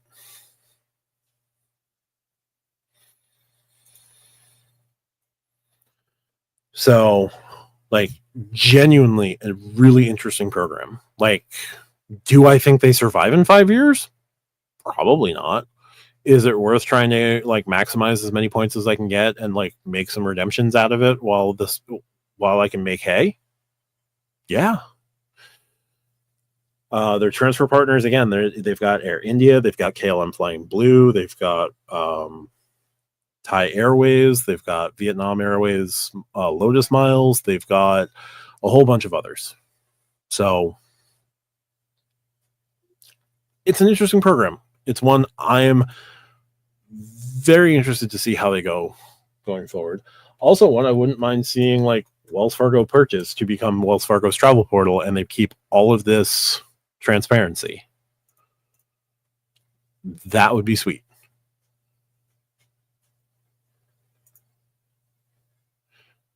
$12 people have used my, yeah. Oh, yeah. So this is how the referral works. Sorry, I'm just reading off here. Give 500 miles, get 500 miles plus 10% of the miles they earn for 6 months when referring a friend. So they will get 500 miles instantly upon signing up. You'll earn a bonus of 10% of the miles that they earn for their first 6 months from shopping and cash travel bookings, up to 50,000 miles per referral. Once they earn at least 250 miles, you'll get an extra 500 miles. So if you earn 250 miles, I get 500. And then I would get 10% of the miles that you earn up to 50,000 miles. And it looks like there's no cap. So Joshua chimes in, yo, if Wells Fargo actually does that, it would be fire. It would be, but I don't know that they're going to. Don't again, count on it. You're not going to get elite nights. You're not going to get any spend bonuses. Like the spend bonuses at a Hilton would come when you get to the Hilton and you use your Hilton card as your incidental card. That should unlock Hilton's, your point earnings at Hilton's, and getting your quarterly credit and things like that, your food and beverage credit reflected and all of that jazz. But I can't speak for IHG. I can't speak for whatever else is in there. And it's a lot of hotels that aren't necessarily big chain hotels. So like I've seen Hilton properties. I haven't seen a ton of other properties. Like there's no Marriott's inside of Rove, but Rove will go outside to book Marriott's. Rove will go to IHG's, but I haven't seen too many other big brands. Four Seasons though. Four Seasons was nice. Yeah, and the search doesn't go by, it goes by room type. You can do amenities, you can do if breakfast is included, but you can't do by brand. So that's annoying. But I think it's interesting. Yeah, it's definitely a fun one to kind of look and see how it can be implemented into strategies. Yeah. This will be part of my Marriott booking strategy going forward because I will take the extra points. I will just take the stacked points. But Rusty, yeah, you can earn 3.2x miles on any purchase with Visa and MasterCard gift cards or any other gift cards, but they cap the amount that they cap the spend on those gift cards at $2,000. Don't know if it's $2,000 total. Don't know if it's $2,000 universally. Don't know if it's just $2,000 for one gift card and you can buy another gift card for $2,000. I don't know, but you are capped at $2,000 pop, at least. Hopefully, it's $2,000 per like transaction, maybe. I would hope that it's $2,000. Well, okay. Best case scenario, it's $2,000 per transaction. Next best case scenario, it's $2,000 per vendor. Worst case scenario, it's $2,000 universally. And if it's $2,000 universally, I understand, but that actually sucks. Well, like per year, you know. Yeah, I mean, would suck, but yes, that. Yeah. But I could keep glazing Rove till there's no tomorrow. Not really. I like it. I did a breakdown of it. I showed you what things look like when I did when I did the booking and like how I got the points. So be interesting to see what happens from there. But yeah, I like Rove. I will do a follow-up video on Blue Sky at some point. I just want to learn more. But we are coming up on 3 hours. This is the longest Stack Your Live ever. Yes. So thank you so much for everyone who has stuck around for 3 hours of us talking. My apologies. Biggest troll move would be Build somehow buying out Rove in like 2 to 3 years. You know what? If Build can grow to the point where it might be able to do that, more power to them. Because the shopping portal aspect is the only thing that Build is really missing. Yo, Build needs to do a shopping portal. You know what? Build needs to hire some damn customer service people first. Built needs to do a lot of things. Yes. But that's going to do it for this round of Stack Your Live. We're going to call it here at 3 hours. We might have some interesting... We might do another draft next week. We'll see what happens. Tariq, thank you so much for jumping on with us. Yeah, absolutely. I know life has been lifing. So, yeah, everybody, thank you so much for your time. Take care, Mike. Thanks, everyone. We will see you next week. Bye for now. We're going to end here.